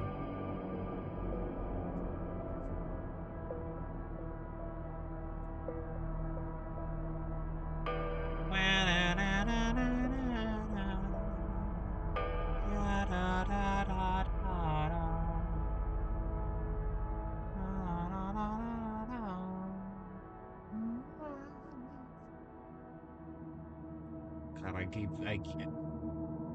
I keep thinking about that like funny shit post thing I wanted to do with the Lego Star Wars, this Skywalker saga. In I know I said that weird. Uh, ah,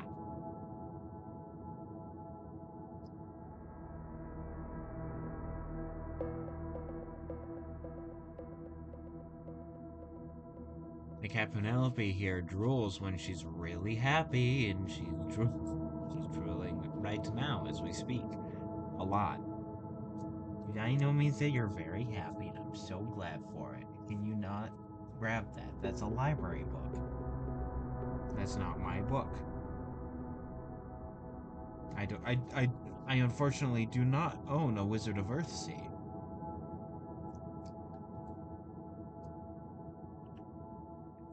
But instead got it from my local library. I highly recommend getting books at your local library. They are a valuable service to this country and in general, just like mankind.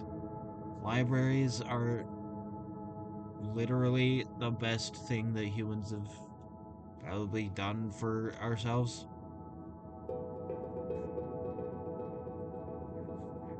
I like books. I like books and learning. Learning is good.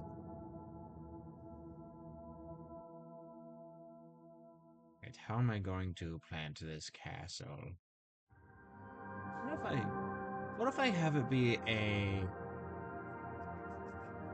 on a big block, much like Minecraft?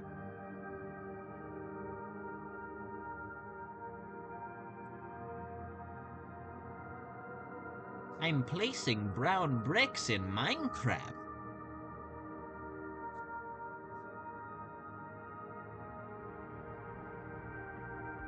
Right? Like what if though? Right? Right? Right?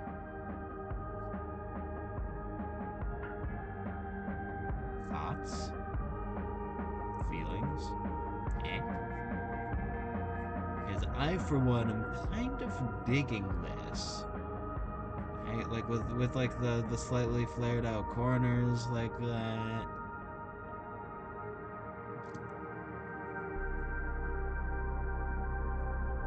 I definitely have a particular design motif when it comes to like architecture, and I wonder why. I legit like wonder why I design things the way I do. Like what in my brain, what influences have led me to create things the way that I create things.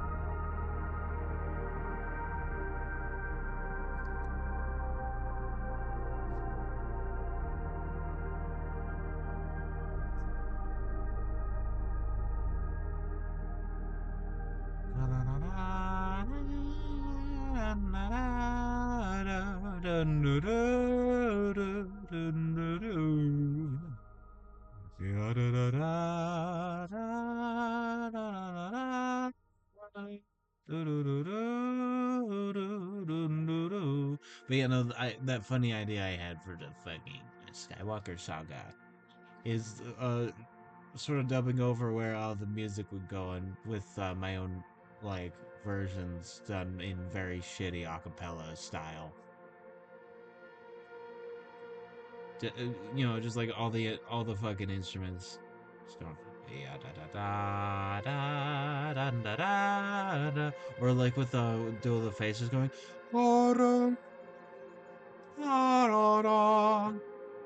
because like Michael Mouse will crucify me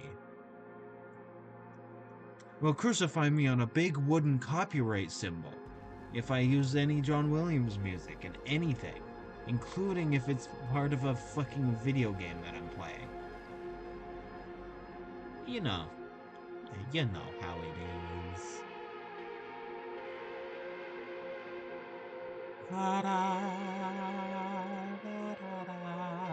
Ooh, ooh, funny. Funny idea. Funny ideas had. I get that. Sort of now characteristic teardrop shape. Give it an amogus window.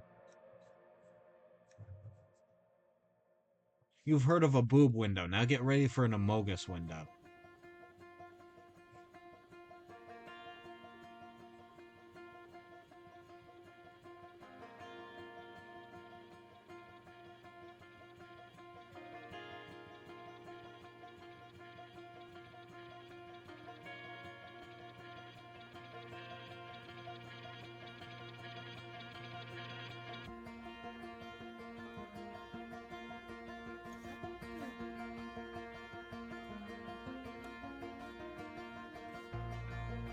And then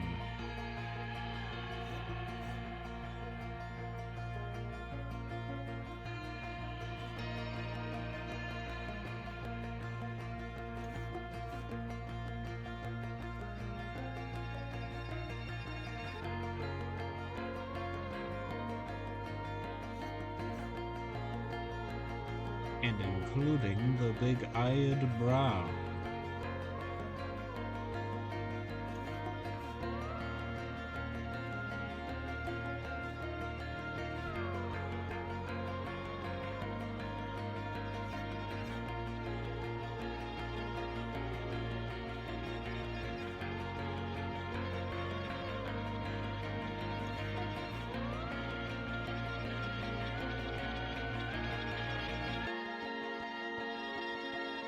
Give him the big ears. He can have big ears as a treat.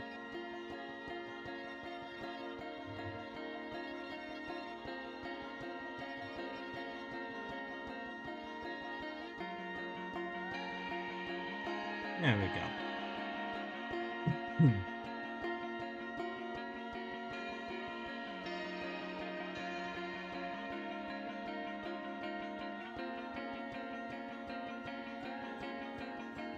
Have a big symbol on the front of the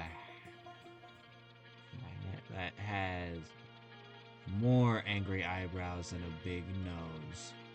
There we go. Hell yeah. Maybe like a little crown. There we go. Yeah. Yeah. Chat, I fear I may be cooking.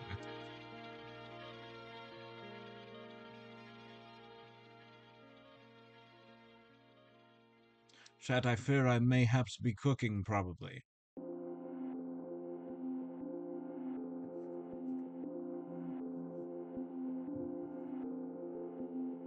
Okay.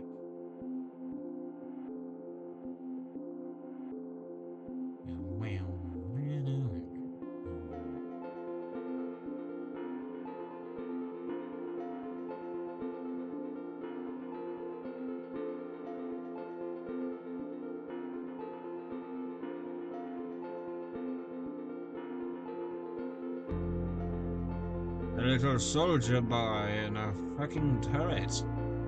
Who's gonna shoot out more funny little guys, I think.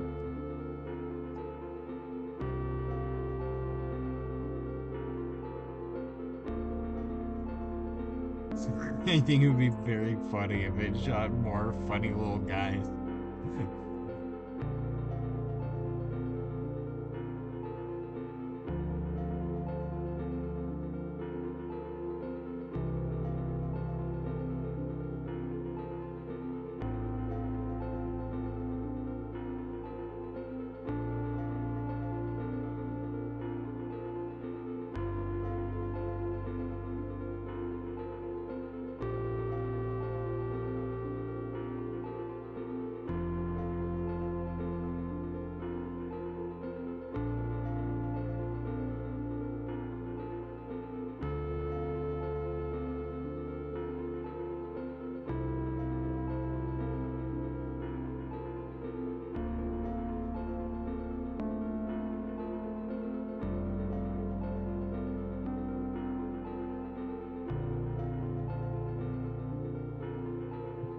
Oh my god. Oh my god, look at this boy. because this guy is not particularly in a monkey clown costume. He just has clown shoes.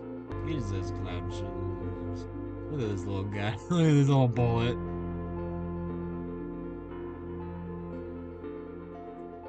You do this ridge here, because all bullets have that.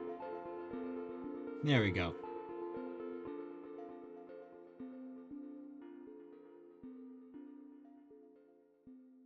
There we are. I actually need to shrink him down a little bit so that it looks like he could kind of fit in that barrel.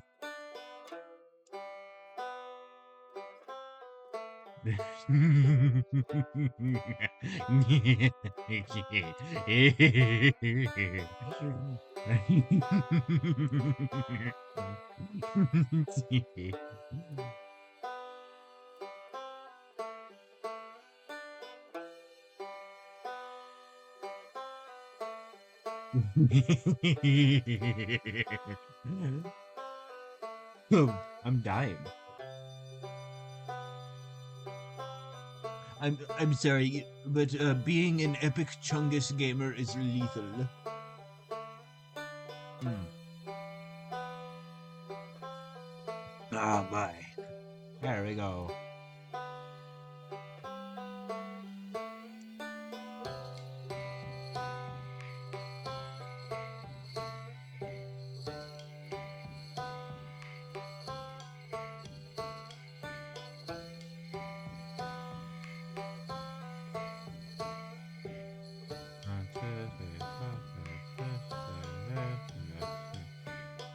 Okay, you're still following. What happened to Tigray?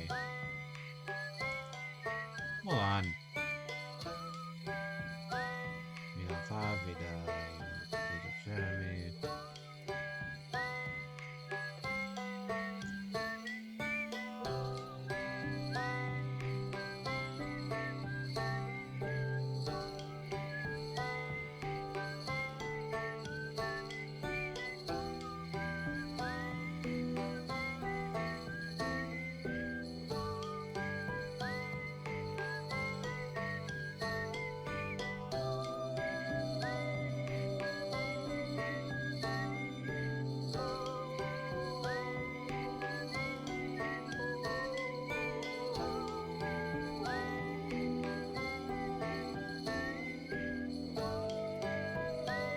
Okay, that's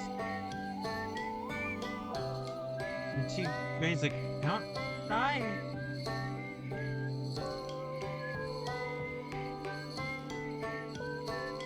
Did they stop liking my shit? Should I be a... Okay,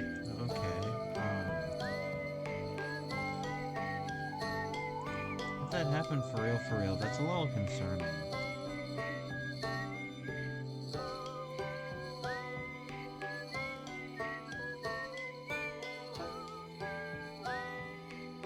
Uh,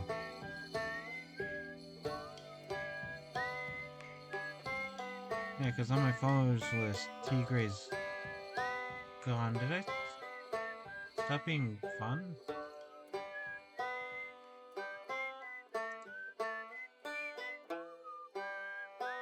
I'm probably gonna reflect on this until I get better. I don't know why that matters.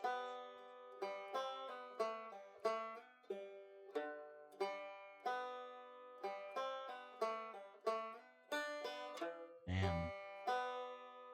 My hope is that their account's gone and not that I'm not a good streamer. Which I know I'm not, but like, they're so vocal in my chat and super, and I think they're super cool as a person.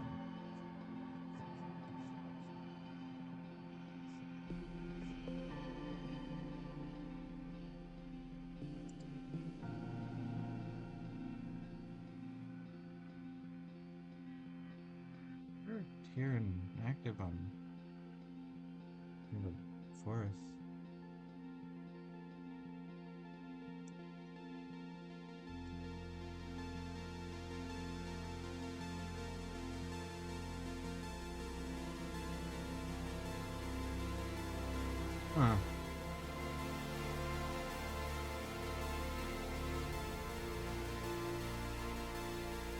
training of couldn't have changed that drastically, would it?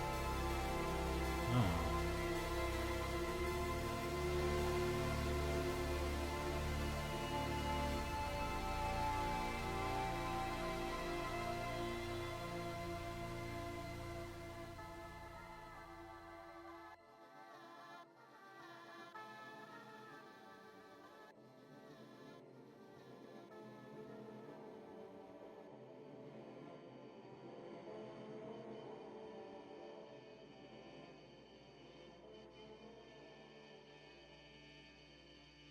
Did I not? This does not matter.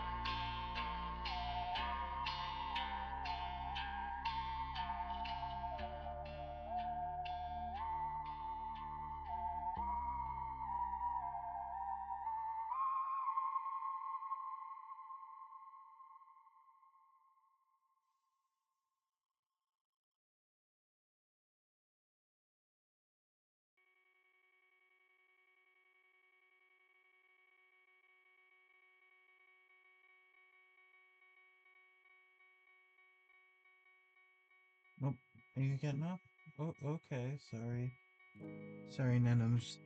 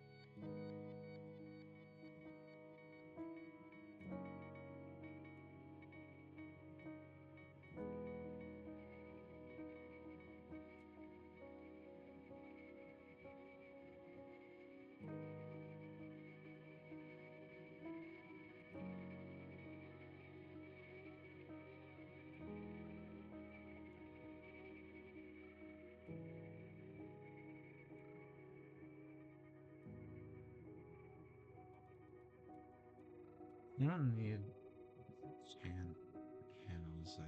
Okay.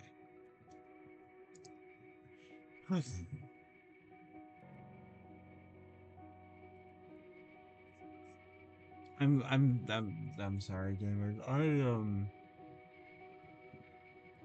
I know this happens all the time as a streamer, you know, and like I'll get used to it as time goes on. It's fine. Just there's a first for everything. When like suddenly you stop seeing a very vocal account, like someone very vocal on your your chat suddenly like stop following you for whatever reason. Like I'm sure that happens all the time, and I'll get used to that. You know, it's and I'm gonna be honest here, it is a little disheartening. Right? Like I'm trying to think of if I did anything wrong or if it's just like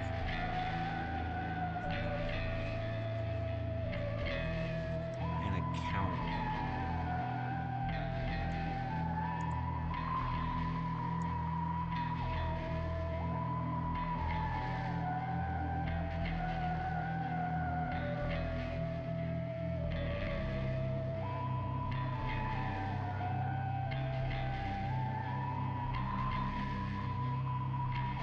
Okay, okay. So something just got sent into meme chat on my Discord. By the way, exclamation point Discord. Uh, brings you to my Discord. It will send you a Discord link. It's very cool and awesome. I would love to see more people there. But in the fucking meme chat group, and then just fucking shit. Hi, welcome, welcome in. I just saw what you said in fucking meme chat. This is what you drink, fucking clown juice. I mean, yeah. I mean, that's. I mean, how else are you supposed to start your morning?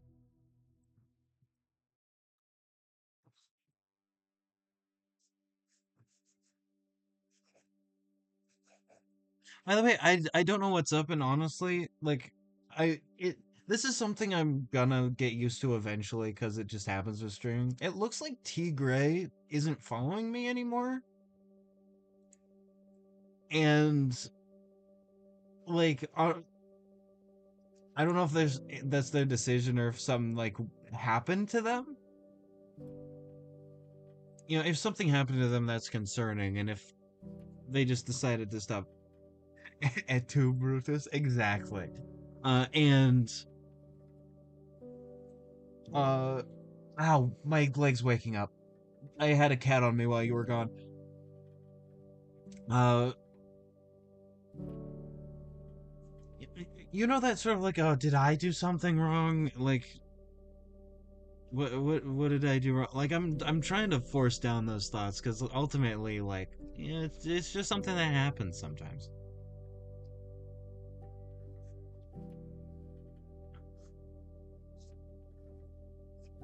right? And I hope it's just like a weird Twitch thing.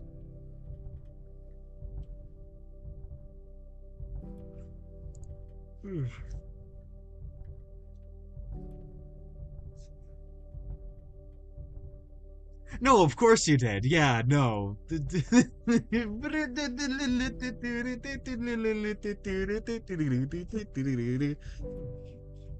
Listen, that is what I drink every morning.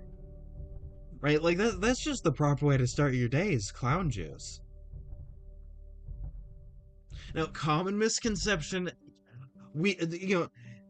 the people that make clown juice are not juicing the clowns. It's juice for clowns, okay? It's not like orange juice is the juice of an orange. Thus, this being the juice of the clown.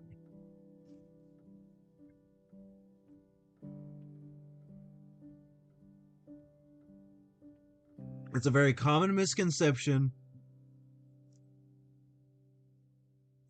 and you will be hearing from the clown lawyers.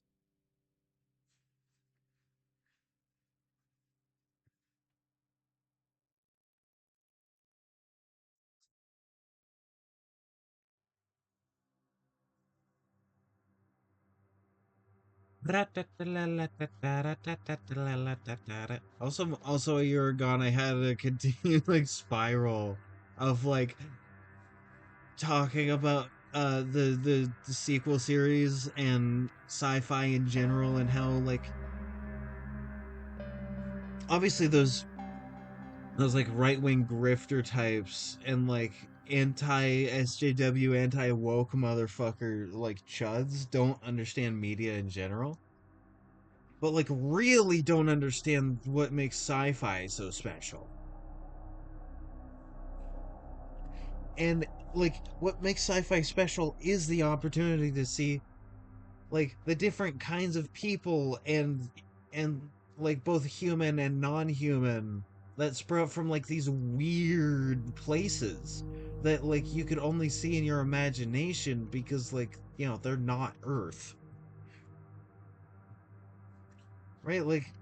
More diversity is diversity is sci-fi, like Star Trek and Star Wars too, like the big two ones named Star something,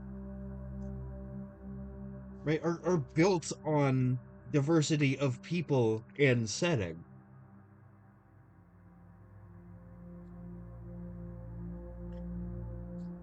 It's just that they focus on different issues. Star Trek being more interpersonal, and Star Wars being more like talking about systems of power.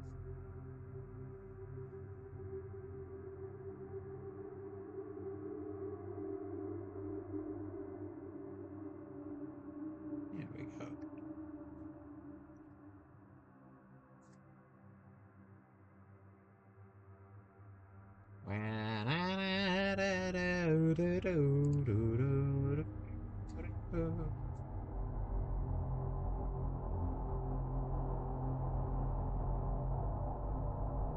Okay, should I look up World War II helmet?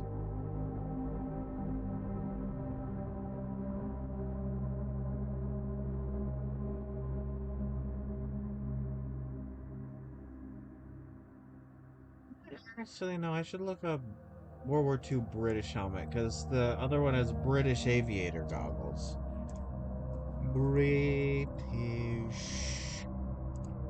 helmet images. Yeah, yeah.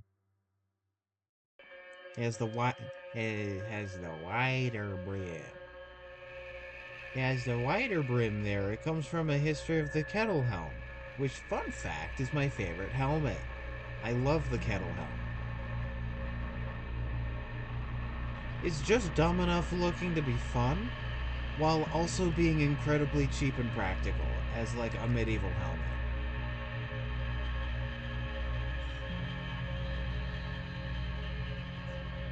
Because ultimately, you're just making a wide brimmed hat out of metal.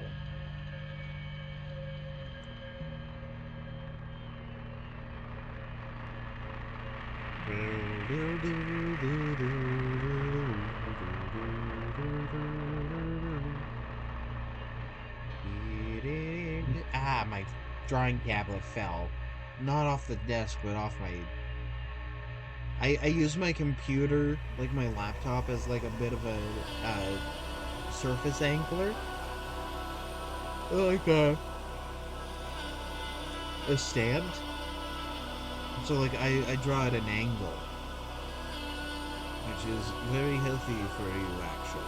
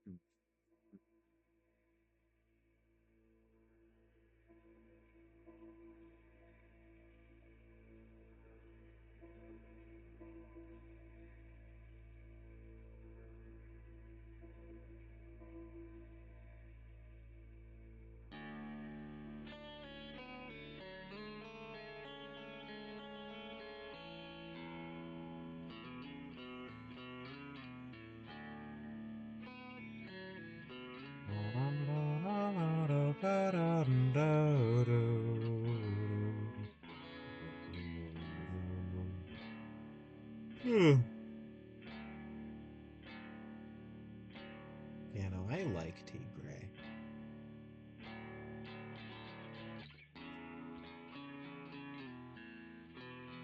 I like them a lot as a person. I hope I didn't do anything wrong.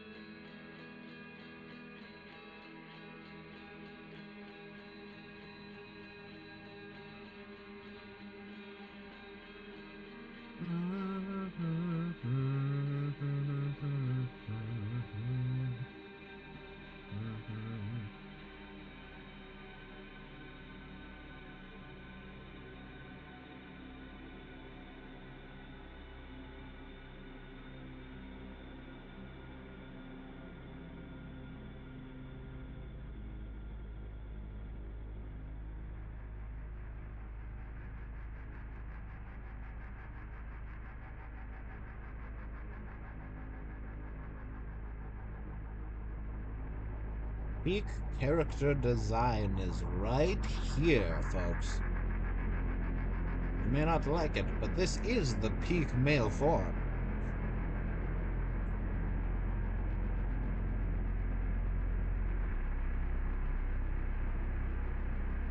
Yeah.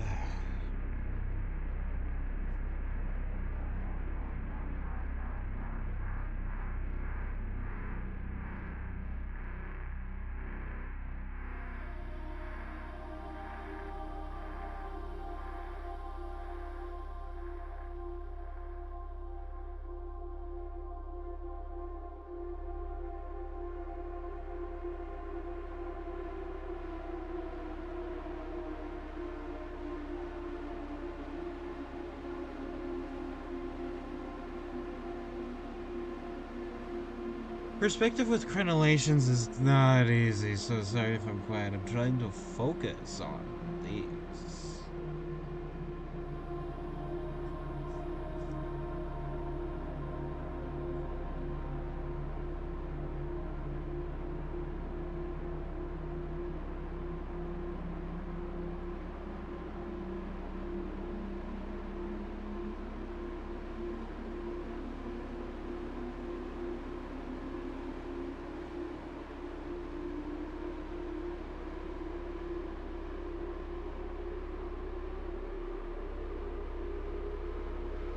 I just have to wonder about that until.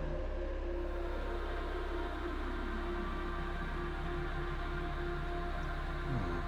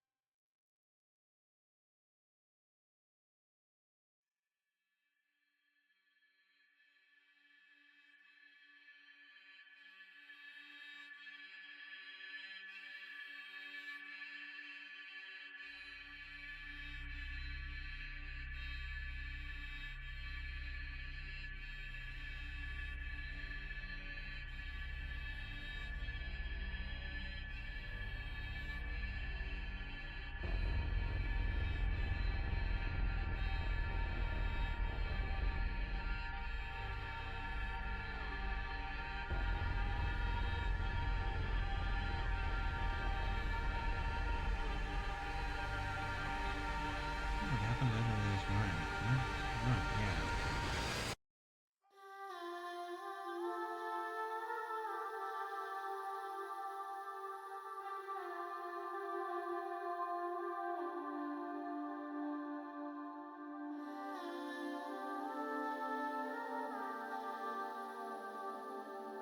Maybe not annoying.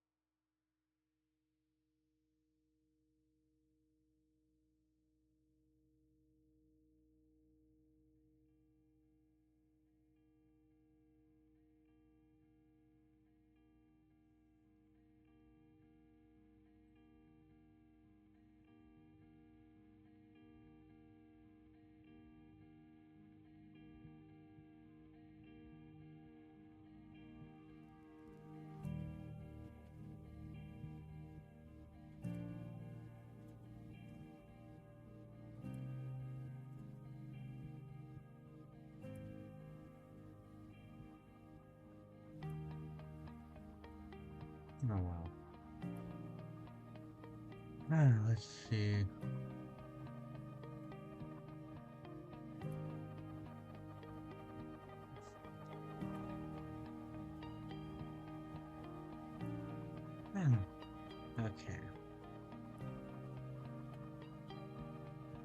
Alright, gamers.